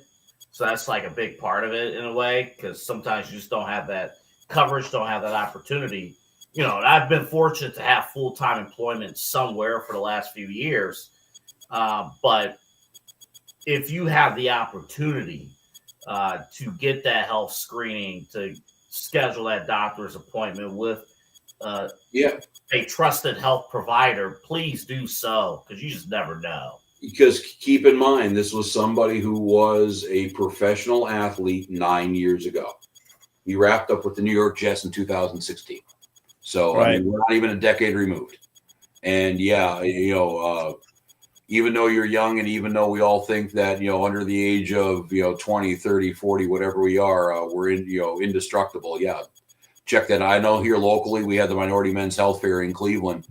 You could check that out. Even if you're a pale white boy like me or Moon, they'll screen you. They'll help you out. They're not going to turn you away. So yeah, there are ways. And I know, not to get too political right now, but healthcare is definitely in the, front and center of most political conversations, and who's going to keep it, who's going to not need it, whatever. But yeah, I mean, keep an eye out and do what you can to make sure you are going to be healthy, because yeah, who knows when something could creep up on you. Do we want to talk about something a little more lighter than death and destruction? Because I think we've had two news and note segments now in 2 straight weeks where we have had very morbid news to start things out with. What else you got, Rozycki? All righty, let's see here. We got do either one of you care about the World Series right now? We got the Dodgers and Blue Jays knotted up at 1. We have a epic ass beating that the Blue Jays dropped on the Dodgers, a 9-run 6th inning they dropped in game 1. And then an equally dominant performance from Yoshi Yamamoto, his second complete game of this playoffs. Dodgers even it up with a win in game 2. And now we're on an off day here Sunday, and we're going to have baseball in L.A. tomorrow. Do we care about that at all? Well, I'll say the Blue Jays are really screwing our bet up that we wanted the Dodgers to win in 4 games and ruin baseball. They're really, really, really messing that They one can up. still win it at 5. They won at 5. Dodgers. Well, it's amazing. That's the part that worried me was, I heard Derek Jeter Saturday night saying like, or Friday night saying like game 2 is a must win for the Dodgers, or else. I'm like, I thought game 2 was a must win for the Blue Jays. So I think they needed to go up 2-0 at home, and the Dodgers could still dominate and win this thing at 5. Ohtani has not pitched yet. Did you see the Blue Jays crowd chanting that they don't need Ohtani? Like, hey, newsflash, he's already won a ring with the team that did want him, supposedly, because apparently no other team wanted Shohei Ohtani, the best baseball player to ever play that at least I've seen. And Rozycki just did what he learned this weekend Everybody last week, wanted and he said the Ohtani. same thing. That's what I'm Everybody saying. wanted Ohtani in the same way that everybody wants a Bentley. Only a few people can actually afford it. All I'm saying is it's crazy. I think the coolest thing about the World Series, I guess, if we're going to say there is some cool stuff, because I think we all know the inevitable, and I'd be shocked if the Blue Jays won this World Series. But if I think the coolest thing is Addison Barger taking a stand against Big Papi, because Big Papi has a shirt, which is the My Dog shirt, I believe is what it is, and has the Boston Red Sox logo or whatever on it, and he gave it to Addison Barger, who helped the Blue Jays, win Game 1, and he left it. You know what he did? Addison Barger? Yeah. I believe he hit the game go-ahead home run or something. Okay. This shows, by the way, how much we all care about the World Series. He hit the first pinch hit Grand Slam home run in World Series history. They've been playing World Series since 1901. Okay, yeah, that's exactly what he did, Rozycki. Thank you for the assist. And so he left the shirt. This is where the drama ensues. He left the shirt on the set. So then Will Smith, I believe, was up there yesterday when the Dodgers won Game 2. Will Smith, who hit the game I know this one for sure was a go-ahead home run by Will Smith. So he did that. And Big Papi was like, well, hey, take the shirt. The last guy didn't take this shirt, so we cursed him or whatever. So all I'm saying is, could this World Series go down as the curse of the My Dog Big Papi shirt? I hope not. Okay. Sure. I'm just saying. Sure. Yeah, because the Dodgers didn't stand a chance until that happened. That the highest payroll in the league. That and the funny thing is about the highest payroll in the league, it doesn't even count the money they defer. So, no, actually, I think the cool thing is that Toronto has to love playing the Dodgers right now, because Toronto, in their own right, they are paying their team $250 million. They are a top 5 payroll, and somehow they are the underdog in this. It's like in the NFL when you got Baker Mayfield playing the underdog, despite the fact that he won the Heisman and was picked number 1 overall. Or you have Jared Goff with the Lions playing the underdog, even though he was picked number 1 overall and started a freaking Super Bowl. It's all about perspective in this one. And I mean, we can think of Toronto as a little engine that could, but they're paying Vlad Guerrero for 14 years. They're playing George Springer, Max Scherzer. He doesn't come cheap. They got a lot of talent on that team that costs a lot of money. And I'm sure they're thankful they're playing the evil empire, the team that the Yankees were 15 years ago and desperately want to be today. In AA, you could tell Kyle Cornell I said that. Yeah. So we got the World Series in full swing. By the time I'm assuming by the time we talk to you next week, it should be wrapped up. If not, it should be a hell of a series. Yeah, you'll have a champ. My only major issue with the World Series, honestly, is the scheduling. Game 1 was on a Friday night. Game 2 was on a Saturday. They probably should have shifted that a little bit. Game 3 is on a Monday night against the Kansas City Chiefs game. So if the series and wrestling is series is still 700,000 people they're going to miss. I know. I'm sure.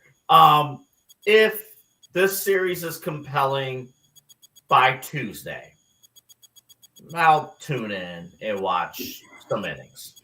Okay, the first 162 games go, and then the next 2 rounds of the playoffs, and then the first 3 games of the World Series go the way you want. You'll actually catch the last 2 or 3. Well, I mean, I guess that's kind of what baseball's kind of earned right now with having the Dodgers being the Dodgers. So, you know what?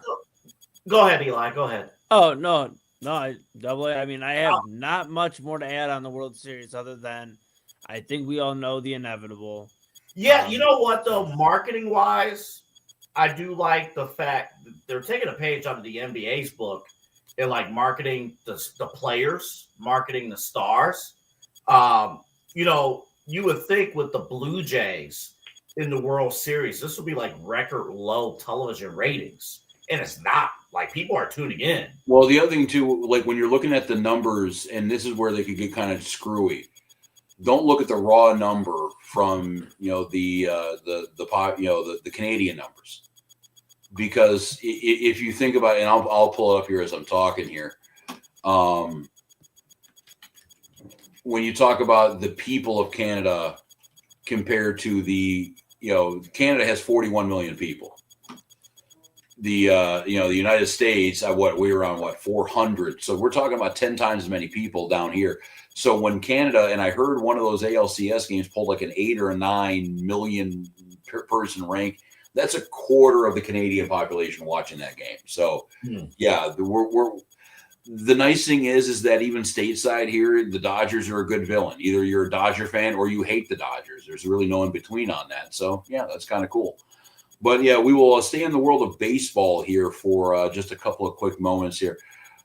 We do have some video of the Phillies general manager, Dave Dombrowski. He was doing a end of the year press conference, kind of surmising basically what every team other than one does every year, why they didn't win the World Series. And he had some words about Bryce Harper that I didn't know for a fact did not sit well with the star slugger of the Phillies. So we'll at least play part of that before we get kind of bored with it. But here is the GM of the Phillies, Dave Dombrowski. I don't think, in Bryce's case, of course, he's still a quality player. He's still an all-star caliber player. He didn't have an elite season like he has had in the past. And I guess we only find out if he becomes elite or he continues to be good. It's not like he's, it's like if you say to me, I look around the league, I'm trying to think, Freddie Freeman. A really good player, right? He still is a good player. Is he elite like he was before? Probably not to the same extent, and so that's nothing negative. Freddie's a tremendous player, and that's, to me, is Bryce. Can he rise to the next level again? I don't really know that answer. And really, he's the one that will dictate that more than anything else. Is what it comes down to. So. Yeah, that might have been the most courteous, respectful bashing of a star player that I've heard from a front office person in Major League Baseball ever. The GM of the Phillies basically saying, I don't know if our superstar is a superstar anymore. Yeah, and, Bryce Harper is the reason that free agents are going to Philadelphia, and I think he's the reason – the main factor into why Philadelphia and the Phillies have had a revival in baseball. I know they were good. We talked about the Howard and Utley and Rollins era, all that jazz and Holiday. But they had a real bad stint for a minute where they were average or below average. And then they got Bryce Harper. They won the sweepstakes. And Bryce Harper has ultimately had guys flock to Philadelphia. It's the cool thing to do is go be a Philly. I think it's ultimately very disrespectful by the Phillies front office to disrespect him like this. Yes, I get he's older. That's what happens. But he's still one of the best baseball minds in the league and a great guy to have in your locker room. We talk all the time in sports about whether it's basketball, football, baseball, hockey, whatever. To have a smart-minded veteran in your locker room, and I get it. Bryce Harper should be more than just a smart baseball mind for what he's being paid. But it's not like he's batting, bum numbers, for a lack of better terms. No, and we'll look at the numbers in a second too. But one person who agrees with you, Moon, is Bryce Harper himself. I think upon hearing that, he picked up the phone and called a few folks at The Athletic and went on the record, quote, "It's disappointing to hear me being questioned about my contribution to the team. Harper did tell The Athletic, it just really hurt that notion because I love Philly so much. From changing positions to coming back early from injury, I show a total commitment to my team, and yet there is still trade talk." For the record, Dombrowski, the GM of the Phillies, has denied that they do want to trade Harper, but for the record, he does also too have a no trade clause. So it does get a little hairy with that. And yeah, it seems like, and Moon, to your point, baseball mind, leader, I think another word you could use for that would be captain. And I don't know if they've officially named, a captain of the team like the Yankees do, but he is their captain. He's their highest paid player. He's their best player. He's their most versatile player. And yes, he is right. He has moved around positions. He has come back from injury. He has shown his devotion to this team. And I do remember when he signed that contract back in the day, it was a rare beast for these, even though, we see a lot of 10, 12-year contracts with these younger players. This one has no opt-outs. This one is, there is no get out after 5, get out after 7, get out after 9. When he signed and when he put his pen to paper, and his name on that piece of paper, he committed to the Phillies for over a decade, for the second half of his career. And I can see why he is very upset with the GM not extending the same kind of courtesy, because we're not talking about him turning into just Nolan Jones overnight. He is where if he was an elite player 10 out of 10 last year, he's a 9.5 right now. I mean, there's definitely room for him to come back to normal form, but he's not that far away from normal form. He's still going to help you win. He's still going to try to help you win World Series. And he's around the next 6 years, whether you want him or not. Well, I know this. AA, tell me if I'm wrong. The Guardians sure would take Bryce Harper. Yeah. I mean, we would. I will say that I wouldn't have a problem. I would say this, though, just to play devil's, because I think you guys are right.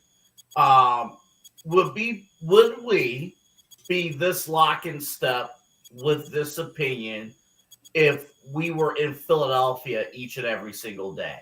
Like, is there something happening in Philadelphia internally that force these comments to be said? Because if you're saying this publicly, then what is going on behind the scenes? Because I just can't picture. I can't picture, like, for example, Chris Antonetti and our guy and Mike saying this about Jose Ramirez. I don't.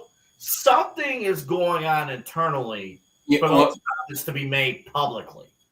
Something made Dombrowski wanting to go out and air this to the world. And part of me thinks that if he's telling the media this, he's had to have told Bryce this.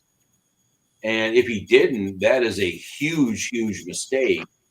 And that is a major miscalculation, because we talked about it. He's around for 6 years. Well, if there's a situation where it's the player or the GM, it's going to be the player. Even if and you're right, like, Harper should have been told about this, but other people have been told this opinion. Mm-hmm. Other people have been, so that like, again, my mind is blown by these comments, and the fact that you're hearing this publicly is actually pretty alarming. What's going on? Again, considering that as of right now, you're locked in until 2031. Yeah. So kind of see what happens, but has this been a hot topic of discussion on Philly Sports Radio? Has this been a hot topic of discussion among people in Philadelphia and with the Phillies organization? And here's the other thing too, guys. We just spent the last couple minutes talking about the Dodgers Invitational World Series. How Philadelphia, they're right. They were right there. They're not the ones playing in this World Series. Well, they've been right there for 3 or 4 years. They've been around this thing. They've been a bridesmaid for, pretty much the entire run of Harper's. They've never, I don't think they've made the World Series, but they have been in the NLCS. They've been in a perennial playoff team. So I can understand the idea of so close, but yet so far. Yeah. I also do like the shot that he. What's up? I was saying, like, to your point, they're having a different conversation, but equally frustrating conversation about how come they can't get over the hump. And Bryce Harper's not the only one hurt. A ton of Philly fans are hurt, but we're not there to experience their pain. We're using reasonable logic. And we'll see what happens too with Philadelphia itself. I know Kyle Schwarber's a free agent. I know they got some other guys.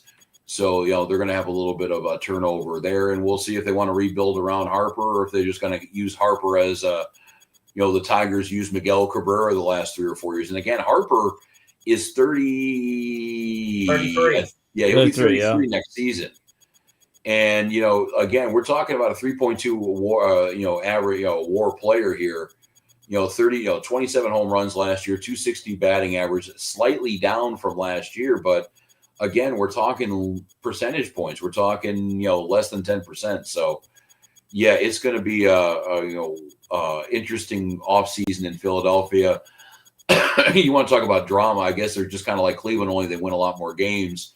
The football team's dramatic. The baseball team's being dramatic. It just doesn't seem like they can really have an easy time with life. It's just the way Philadelphia works. But we can move on to a couple more stories here. This is the News and Notes segment on the Main Event on the Inside Edge Podcasting Network. We'll talk a little bit of Terry Skubal coming up later on. I know I was teasing that, but already hitting a lot of baseball stories. Another baseball story too. I know I did not bring up with you guys at the start of the show. But the Guardians have announced that pitching coach Carl Willis is coming back for another season. And if you want to make an argument that there is a person who is more important to this team than Jose Ramirez, the only argument I'll hear is Carl Willis, because he is the Svengali with that pitching staff. He is the absolute mad scientist. He'll turn a arm injury into a 15-game winner pretty much overnight. So he is the straw that stirs that drink. So I'm very happy about that. Rozycki, you guys are reasonably. I can't wait till like 5 weeks, 6, 7 weeks from now when you're like announcing news about the Guardians, but it's like we signed Schwarber. Because like all respect to Carl Willis, that's dope. But like, man, we make a big free agent splash. We might be able to do an hour on the guards. We might. Oh yeah, I mean, like, this isn't this is an 8-second story, and moving on. But the other one too, if you want to talk about Guardians coaching staff, Craig Albernaz, their associate manager, looks like he's going to be the new manager of the Orioles. So they are losing some guys on the bench, but at least they keep Carl Willis. Yeah, but need all the help they can get on the baseball front. Well, we just need offense at this point. We'll see what happens, but great we'll ball. talk about. I want to go to Baltimore's ballpark. You went to St. Louis's before AA, didn't you? I did. Busch, the new Busch Stadium, as of the last 15 or 20 years, really nice. Although the vibes there in St. Louis on the Cardinals, even a couple years ago or last year, not good. Considering that, Busch Stadium, like they used to always sell out or be close to sellouts every single night. They're not filling those seats. Yeah, they haven't had a good couple of years over there. But oddly enough, do you know why Busch beer exists? You go out, get a 6-pack or whatever to get people drunk. I did have some today, but I do not know why it exists. Back in the day, when the Busch family bought the Cardinals, Anheuser-Busch family bought the Cardinals, they wanted to name the stadium Budweiser Stadium. I mean, long before it was, corporate sellout and all this crap. But the league said, we don't want you to name it after a beer. We don't, not a good look. So they said, okay, we'll name the stadium after the family, Busch Stadium. And then 2 years later, they came out with Busch beer so they could have an advertisement on their stadium for the beer they were selling. How about that? That's very smart. I can't knock it. That is chicken and egg kind of thing. But yeah, that is St. Louis baseball in a nutshell. Real quick before we get back to the stories. For the purposes, we are a Cleveland-based show, so you cannot say Progressive Field. Best ballpark in baseball. So I haven't been to a ton of them yet. Me and Papa Moon want to go to them. We want to start, so we're going to probably start doing that next year, start traveling to each of them. But I'd say the one that I really, really want to check out is Milwaukee's. I can't think of it off the top of my head, the name of it. But just because the slide. Or on beer parks, yeah. Yeah, the slide. Like the slide looks cool. So I think that. But yeah, I'd say Milwaukee is where I want to go first. And then of course, like a second is like a Fenway, like very historic. So I saw a game in the old Tiger Stadium back in the early 90s. That was really, really cool. And then other than that, Pittsburgh, PNC Park. I've been out there a bunch of times. that's a crappy ball team in a very, very nice ballpark. But yeah. PNC Park is amazing. Just the scenery. It's the one ballpark, if you played a video game, so you got the bridge in the background. And it's an ideal parking situation down there in Pittsburgh, too. So I will take it. The Reds Park is not too bad, and then Busch Stadium. So my list is limited. But yeah, PNC Park is fantastic. Yeah. On a football note, go ahead, Rozier. All right, yeah, it's cool. I mean, yeah. I was just gonna say on a football note, Lucas Oil Stadium's nuts. That's the only football one I've been to outside of the Browns. That one's nuts. It could hold anything in there. So it's insane. I was there for the Royal Rumble earlier in the year, and it was hard to believe that a football team played there until you see the Peyton Manning banners and all their success at the Super Bowls at the stadium. Bro, that stadium was amazing. I was there the year they were doing the Peyton Manning statue, and it was when the Colts were really, really bad. They had Jacoby Brissett, and the Broncos were starting Brock Osweiler. So I know Rozycki baseball names right there: Brock Osweiler, Jacoby Brissett. No, you're good. You're good. No, I'm just trying to get to the other because I did try to loosely promise we'll be out of here by 20 after 20 after 12 here, and I think we're zipping through there here. But no, real quick. We can spend a couple of seconds on this one here. It looks like Louisiana State University really loves Brian Kelly because they think he's so cool. They think he's so cool that they're going to pay him $53 million to do absolutely nothing over the next few years. Looks like he has since been relieved of his duties with the Tigers, joining a long list of NCAA head coaches. Brian Kelly with $53 million coming to him in a buyout. James Franklin, 49.7. Billy Napier out of Florida. He was fired about last week too, $21.2 million. Mike Gundy, $15 million. That's Oklahoma State. Arkansas is paying their head coach $9.8 million to go away and bringing Bobby Petrino back, so that's even screwier. Yeah. Deshaun Foster, he's getting $6.5 million for the season and a half that he coached over at UCLA, and it just keeps going on and on. Virginia Tech, $6 million. Oregon State, $4 million. UAB with Trent Dilfer, $2.5 million. Norvell, Jay Norvell, not the Norvell that we all thought was going to get fired in Florida. Jay Norvell, that's $1.5 million.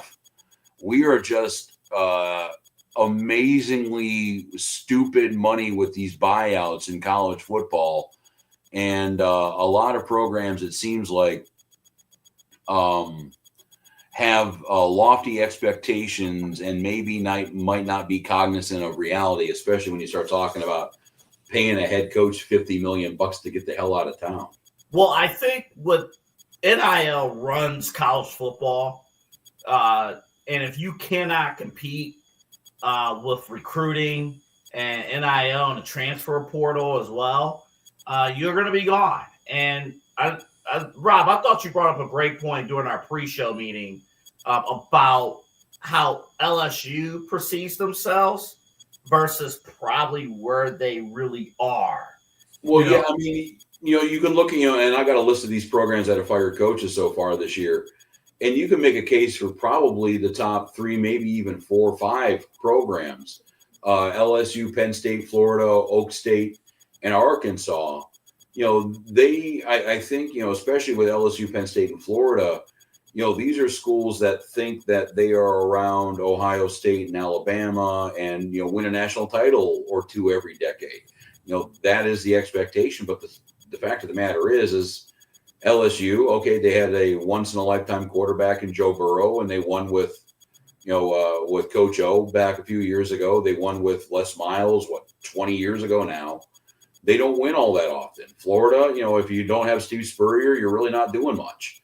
Penn State, we can talk about Penn State, so you get a lot of programs out there that have there's a body dysmorphia. They look in the mirror and they see something that isn't there. And in the cases of these programs, yeah, you're talking $50 million, going to Brian Kelly, 49 to James Franklin, or 20 to Billy Napier in Florida.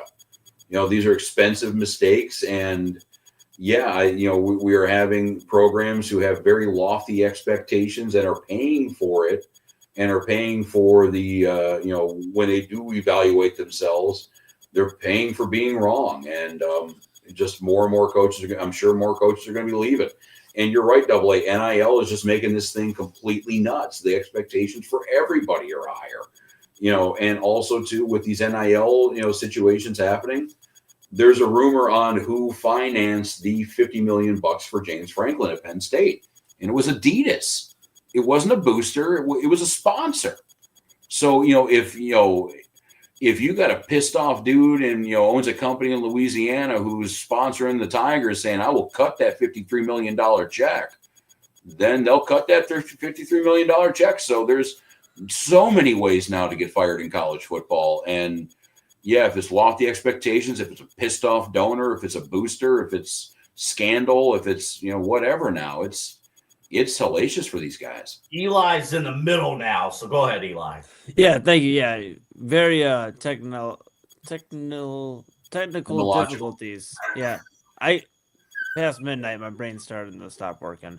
But I just think it's crazy. I'm sure you guys kind of touched on it a little bit, but it's 12-team playoff. We talked about that. You guys talked about the NIL money and the pressure there, and these coaches that have been long-term coaches or long-time coaches at some of these schools. I just think with it being a 12-team playoff, these schools are going to start looking at it more like, not can you get me to a good, shiny Rose Bowl game, even though it's not the BCS Bowl back in the day, or can you get me to a nice, January 1st game or whatever, even if it's not the college football playoff. Now there's 12 teams that can get in, which means basically you need to win it all. There is no shiny bowl game. You need to win it all. And James Franklin found that out earlier this year with his slide and then ultimate exit with Penn State. Yeah, I mean, he went from coaching in the national semifinal to fired in 7 months. And now you're looking at Brian Kelly. He's gone. I think you're going to see this is going to be more the norm. I don't think coaches or schools are going to be so complacent to sit with coaches and go, well, we're okay going 10-2 every year. I think it's, if you're not in the hunt every year to win the national championship, and I'm not just saying in the hunt, you're a top 8 team, you have a Cinderella chance. I'm saying you are breathing down their necks, going to win the championship that year. If you don't have 1 or 2 of those in your first 4 or 5 years, you're probably not having a long run at the school anymore. That's just reality of college football. And then even though, you got, the Ohio States of the world, the Alabamas of the world, Kalen DeBoer, Ryan Day, if they coach the team for 10 years and they make the playoffs 9 of those years, they're going to be pissy about that last one. I mean, and in an era where, we're all, you guys remember college football in the first part of this century. I remember it even before, back when Michigan and Nebraska were splitting national titles. It is not a 1 in a million chance to get a natty anymore. You are now thrown into this tournament, 12 teams, probably going to be 16 before we know it. And so, yeah, I mean, we'll see. The problem is, though, is that if you have a tournament with 16 spots and you got 25 teams that think it's blatantly unacceptable to miss the tournament, then you're going to have 9, 10 teams that are pissed off every year that are going to be looking to make a change. So, yeah, I'm glad I didn't get into head coaching. I'm glad I didn't get into anything, and especially too, bringing it back now to Brian Kelly specifically.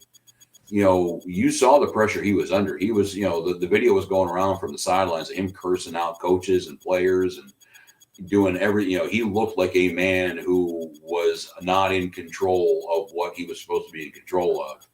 And yeah, you throw that into all this crap, and the fact too that he is about as fake as the small forward for the Los Angeles Lakers when it comes down to the fake Southern drawl and the Cajun and all this other happy crap.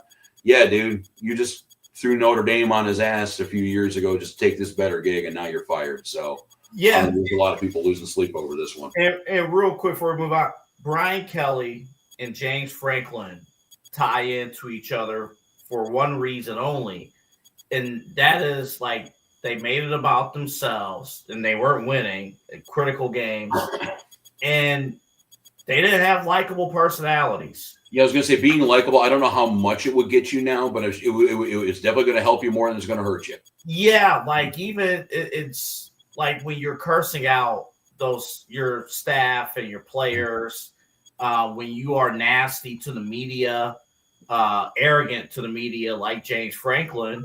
When you have tough seasons, the leash is shorter, and with the NIL business owners, I mean, we've seen it. I know, Eli, you've seen it in music. Rob and I, we've seen it at the top levels of broadcasting.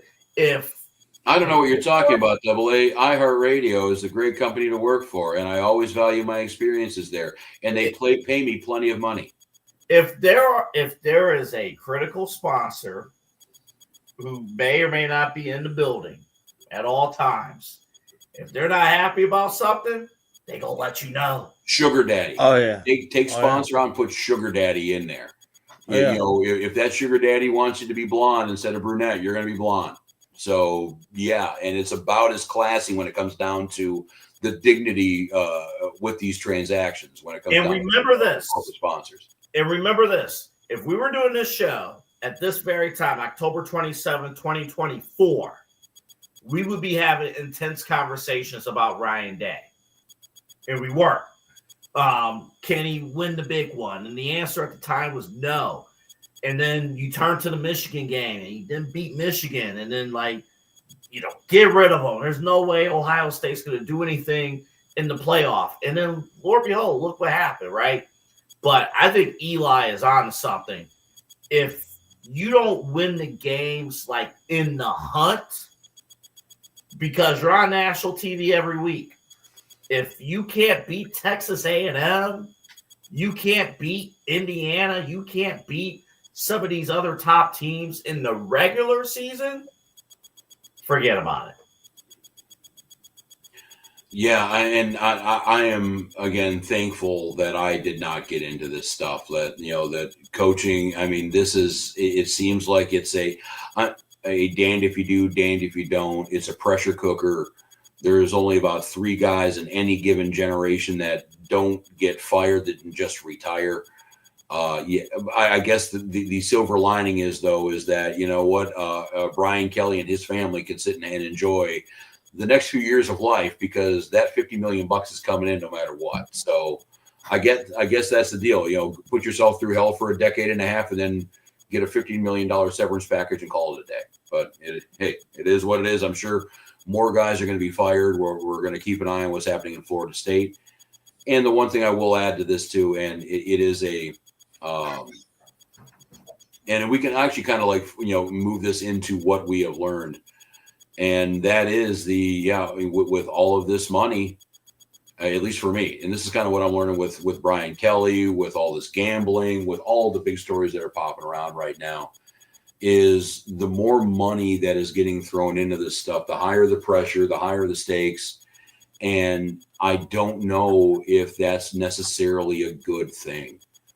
And again, we spent the beginning of the show saying that we're not against sports gambling. We're not against legal gambling. But we're talking about, college football with, all the money being infused into that. We're talking about the gambling money with everywhere. The more money you get, the more things that are going to be going wrong, and the more scandal you're going to be finding, and the more pressure there is, and the more we're going to worry about things other than the game. I mean, we can sit here and give you an entire 2 hour. We could have done 2 hours today just on the economics of all of this crap around it, with the TV contracts of the NBA, with the gambling money going into the whole gambling story, which we did cover, talking about the money that is infused into college football now. We have athletes that are more of entrepreneurs and companies under themselves than they are actual athletic talents. Having all of this money in here is great for the people involved. And I'm sure that we've had previous generations of players and student athletes wish that they could get compensated like this for playing college football or professional baseball or basketball or anything like that. And this is what they wanted, and this is what they've earned. It's what generations of guys have. I'm not saying it's unjustified. The NBA, the NCAA, the MLB, they bring in NFL. Jesus Lord, they bring in more money than some countries do. So, yes, the players should get broken off. The players should be doing it. But the more money that goes to these owners, that goes to these leagues, that goes to these players, it just isn't good for really anything on the field. Because of the money, we're expecting a 19-year-old quarterback in college to get his shit together in 6 quarters. We're seeing it happen in the pros. Justin Fields was done before he started. Cam Ward right now, they're looking at him going, hey, bastard, it's been 8 games. Why aren't you an all-pro yet? Do you see what we're paying you? Do you see what we invested in you? So it's just not good. I can't think of one thing with sports, at least as a fan. I understand the guys playing it, the guys around it, they're making money, they're taking care of their families. But I honestly can't think of one thing as a fan that has been made better by all of this money coming in. I'm paying more for tickets, I'm paying more for cable, I'm reading more about gambling stories, I'm reading more about coaches getting fired, I'm reading more about just about bullshit than I am about. Do you realize we should have led the show if everything was pure? Instead of, if we wanted to lead with basketball, we could have led it with a 7'5" alien dropping 40 points and 15 rebounds to start his season out, and who is going to be what Shohei Ohtani is in baseball. He's going to win the MVP. He's going to win the Defensive Player of the Year. He's Victor Wembanyama is the story. And we didn't talk about him at all until I forced it into this last couple seconds of the show because of all the money, of all the drama, of all the stupid bullshit. Can we not have to worry about it? And it's useless. It's going to be around. We're not going to put the toothpaste back in the tube. But can we at least, for 1 second, pretend that we're 11 years old and only care about, the Steelers defense not being able to tackle, or Aaron Rodgers dinking and dunking, or the Browns finding a quarterback? Just normal stuff. Can we talk about Myles Garrett and 5 sacks? But no, we can't. I'm going to be the one driving a lot of the conversation on the bullshit around it because it is important, because it is shaping our day. It is shaping our experience as sports fans. But I'm saying this now, knowing full well we're going to be doing this for a lot longer. I'd rather not deal with it, but we're going to have to. So that's what I've learned. How about you guys? Eli. Okay, word. All right, so I learned this weekend that there may not be more than a painful victory than beating the heck out of the UFC heavyweight champion and losing because you double eye poked him in both eyes. That's what happened with Cyril Gane when he fought Tom Aspinall, the UFC heavyweight champion, and his first round basically poked him. You watch the replay, double poked him in the eye. Aspinall was upset, said he was frustrated because it was early on, the fight was just getting going, and that happened, and he was obviously frustrated, showed him the eye poke. I just think it's obviously joking, it's how many more painful victories are there, or losses. I mean, he won. Aspinall, declared he ends up retaining because it was a no contest. But I mean, besides getting hit in the spot, where the sun don't shine, and maybe a few other ways, I can't think of that. A few other painful victories. I guess my other thought too on this while watching this weekend is, man, we talk about it, but the UFC is really lacking in fights that really people should give a damn. And I feel bad for the people that paid for this fight because I didn't. But I feel bad for the people that did. Because, man, dude, could you imagine first round that thing stops? You would probably, back in the day, my mom and pops used to, when they bought the Tyson fights, they would, cook dinner. My dad walked in the one time to help my mom with the food, and he walked back in, and everybody was cheering because the Tyson fight was over. But this is the opposite. Not good, because it ended and nobody won, really. Not even the fans. So I just think it's embarrassing. In other news, Alex Pereira, John Jones are starting to talk on social media about fighting at the White House. And whatever, you can feel anyway about John Jones. I'm not really the biggest fan at this point anymore. But I think that would be really, really good. And you want to talk about jolt into a new era of UFC to be like, hey, step it up. That's it. I mean, and I know it's it has a bunch of ramifications outside of actually fighting in MMA, but that fight, I don't give a shit where it happens. It could happen in Chesapeake, Virginia, for all I care. Just all I know is John Jones versus Alex Pereira. That's a fight that anybody getting on that card could make a name for themselves because there's going to be so many eyes on that card. So what I learned this weekend is UFC really needs to step it up. They need to push for Pereira and Jones. And I also learned on a side note, is it hoodie or is it jacket weather? It is so cold in Ohio. That's what I learned this weekend. Thank you, guys.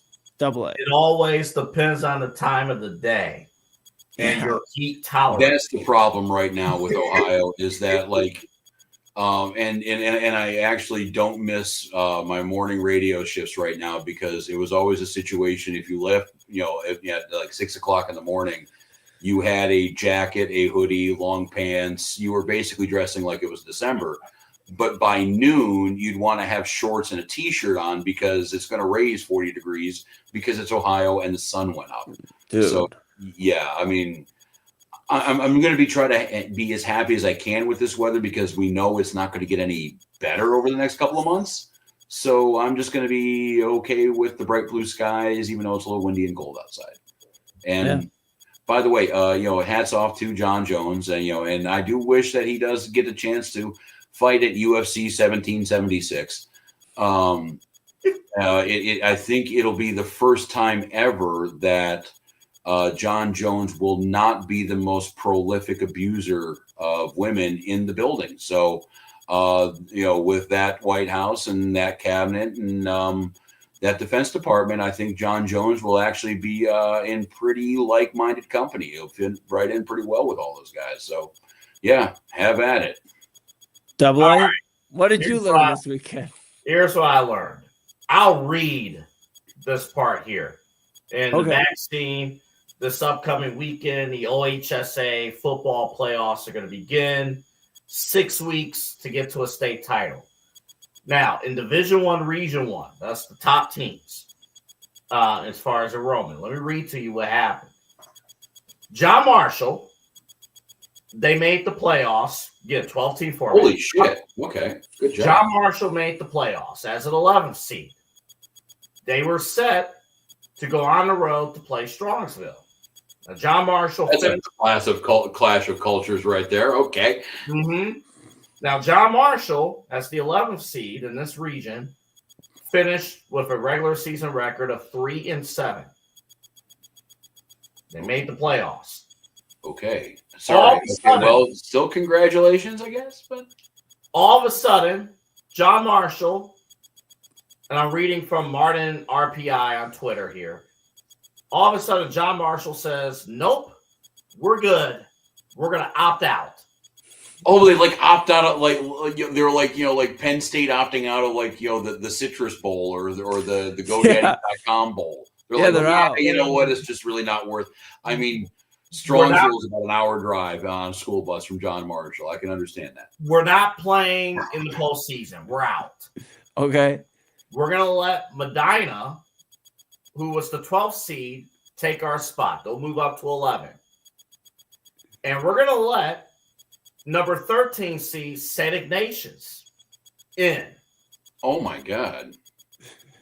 St. Ignatius thought they were out of the playoffs, but now they're in. They have a record as the new 12th seed of 1-9. Dude, what? If the Browns play in that division, they might actually have a chance. Double A, go ahead. And for St. Ignatius, private school, everything like that, all the resources. This is their third straight regular season winning only one game. Well, you want to in the playoffs. You want to talk about, and we talked about it last week with high school NIL. If the money is going to be going to college or high school football, I could see some changes being made there reasonably soon. And obviously, Ignatius here locally, they got a pretty rich tradition of being, dominant in football, and this is not a normal thing for them. I wouldn't be surprised if sooner than later. Okay, imagine being that coach. You walk in, you get shit canned after the season, but you look at your boss and say, "I've made the playoffs," and you try to do it with a straight face. I guess it's all about perspective. You can say either you had what was the record? 1-9.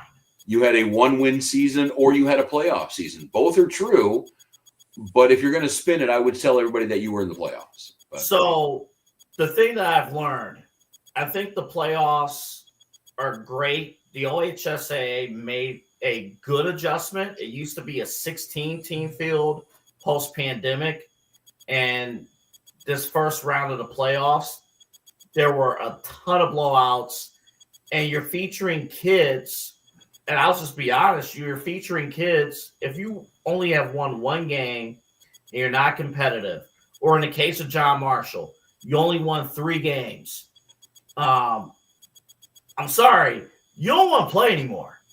Like, that's it. Like, yeah, you're moving on to basketball season. You're moving on to something else. You're moving on to something else. You're done. And football is the one sport, high school, that's played on the high school level, where, if you have a major talent disparity like you would in a situation like that, and we saw it with the Bishop Sycamore shit a couple of years ago with that fake high school. It's the one high school sport that a major talent disparity like that can be physically dangerous. It can actually put guys in peril.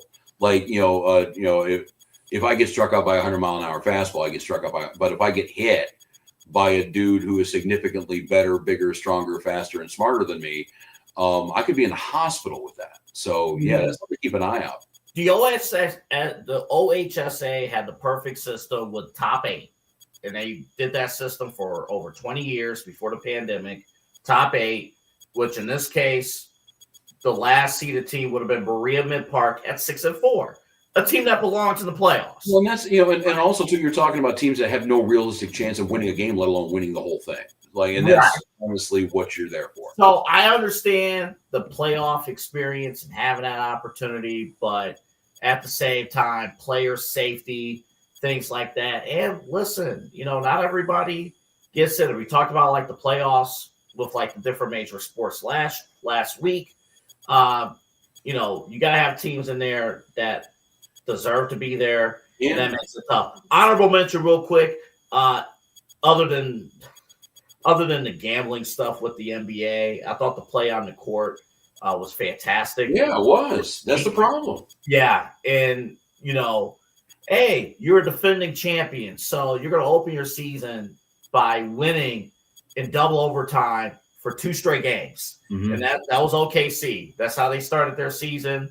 I thought the TV coverage was outstanding. John Tesh's fucking man. Yeah. NBC coming back.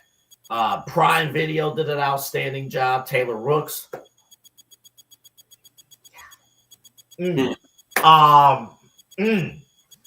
Be like Coach Prime looking at the Bellas like,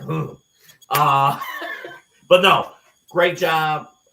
Great opening week. Glad Inside the NBA is still on TV on ESPN. So yeah, this has been a very, very loaded week of sports. The one thing too, to piggyback on your high school point, just to put a period at the end of the sentence, when you're talking about teams like John Marshall and AA, you and I had that game. Shit, it had to have been about 8 years ago now. That it was John Marshall and Parma, and we saw the resources that John Marshall, quite frankly, didn't have. They didn't have any sort of parent organization. They didn't have any cheerleaders. They didn't have any support staff. It was a bunch of guys in pads pulling up in a bus. And that kind of also brings up the fact that maybe John Marshall didn't want to burn the gas to go from Cleveland to Strongsville. Maybe they didn't want to pay their coaches or didn't have the money to pay their coaches the overtime it was going to take to coach another game. So when you're talking about high school football and stuff like that, the program size and the program budget, I'm sure comes into play big time. And you don't want to spend, however much money, thousands of dollars just to go down to Strongsville in Medina County and get your asses kicked around. And the OHSAA in the playoffs, I know teams host these games. Like Strongsville's going to host. You're going to have a ton of host teams. But they don't make money off ticket sales. They don't. The OHSAA does. The only money that is made by these schools are hot dogs. That's really it. And what is the stipend for the playoffs? And you're right, Rob. When we covered that game, the lack of resources. If it's not. Yeah, and they're stretching that out in 10 games. Try to stretch that out for 11 or 12. Yeah, and you could justify it if John Marshall was 7-3. Yeah, if they had a real chance of winning the whole thing, then the ROI on that, if you want to get the money on it, the ROI on it is worth it. But yeah, why are we going to pay bus drivers and support staff to drive down to Medina County just to get our asses kicked? You gotta.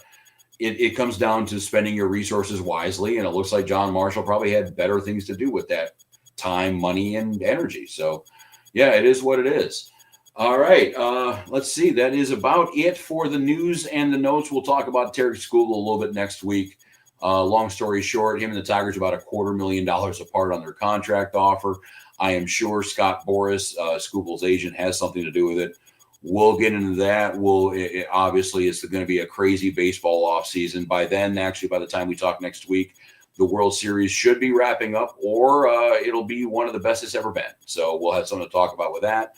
Obviously, no Browns. I'm sure that puts Eli and AA both in a very good mood for next week. It is a proverbial weight lifted off of their shoulders. So we'll do a little bit of a NFL roundtable, and who the hell knows who's going to get arrested in a FBI investigation in the next 6 or 7 days. So honestly, I don't know what we're going to lead with. Adam Silver is going to talk in front of Congress this week. Yeah, maybe we can get Congress open before we actually have this taken care of. But yeah, we'll get into that, and we'll even see. Yeah, obviously, this gambling story is going to have a continuing part. A continuing deal going. I know Pablo Torre is reporting a lot of other names that I don't want to confirm or deny right now, just for our credibility's sake. But we'll get into that. We'll see what the next phase of that's going to be, and how the NBA is going to react. And quite honestly, if Adam Silver is going to have to resign, because I think there is a path to that right now. And if he walks down the wrong road, he'll get there sooner than later. But unless you guys got any other parting thoughts here for our festivities, we've only been on for about 2 hours and 45 minutes. I ain't got nothing, man. We got to work tomorrow. Yes, it is a school night. Yes, Park the car, Rozycki. Only a half an hour later than we wanted to be. We're just about 10 till 1 here. Steelers lose, Browns lose. Ohio State didn't play. I guess it's kind of a normal week here in Northeast Ohio. Thank you to the viewers for tuning in. Yeah, thank you for sticking around until damn near 1 o'clock here on the East Coast. Yes, thank you for sticking around with us, and I hope you'll stick with us next week too, because same time ish on the same day. For Eli Moon, for AA Anthony Alford, I am Rob Rozycki. This is the main event on the Inside Edge Podcasting Network. Until next time, we'll see you when we see you.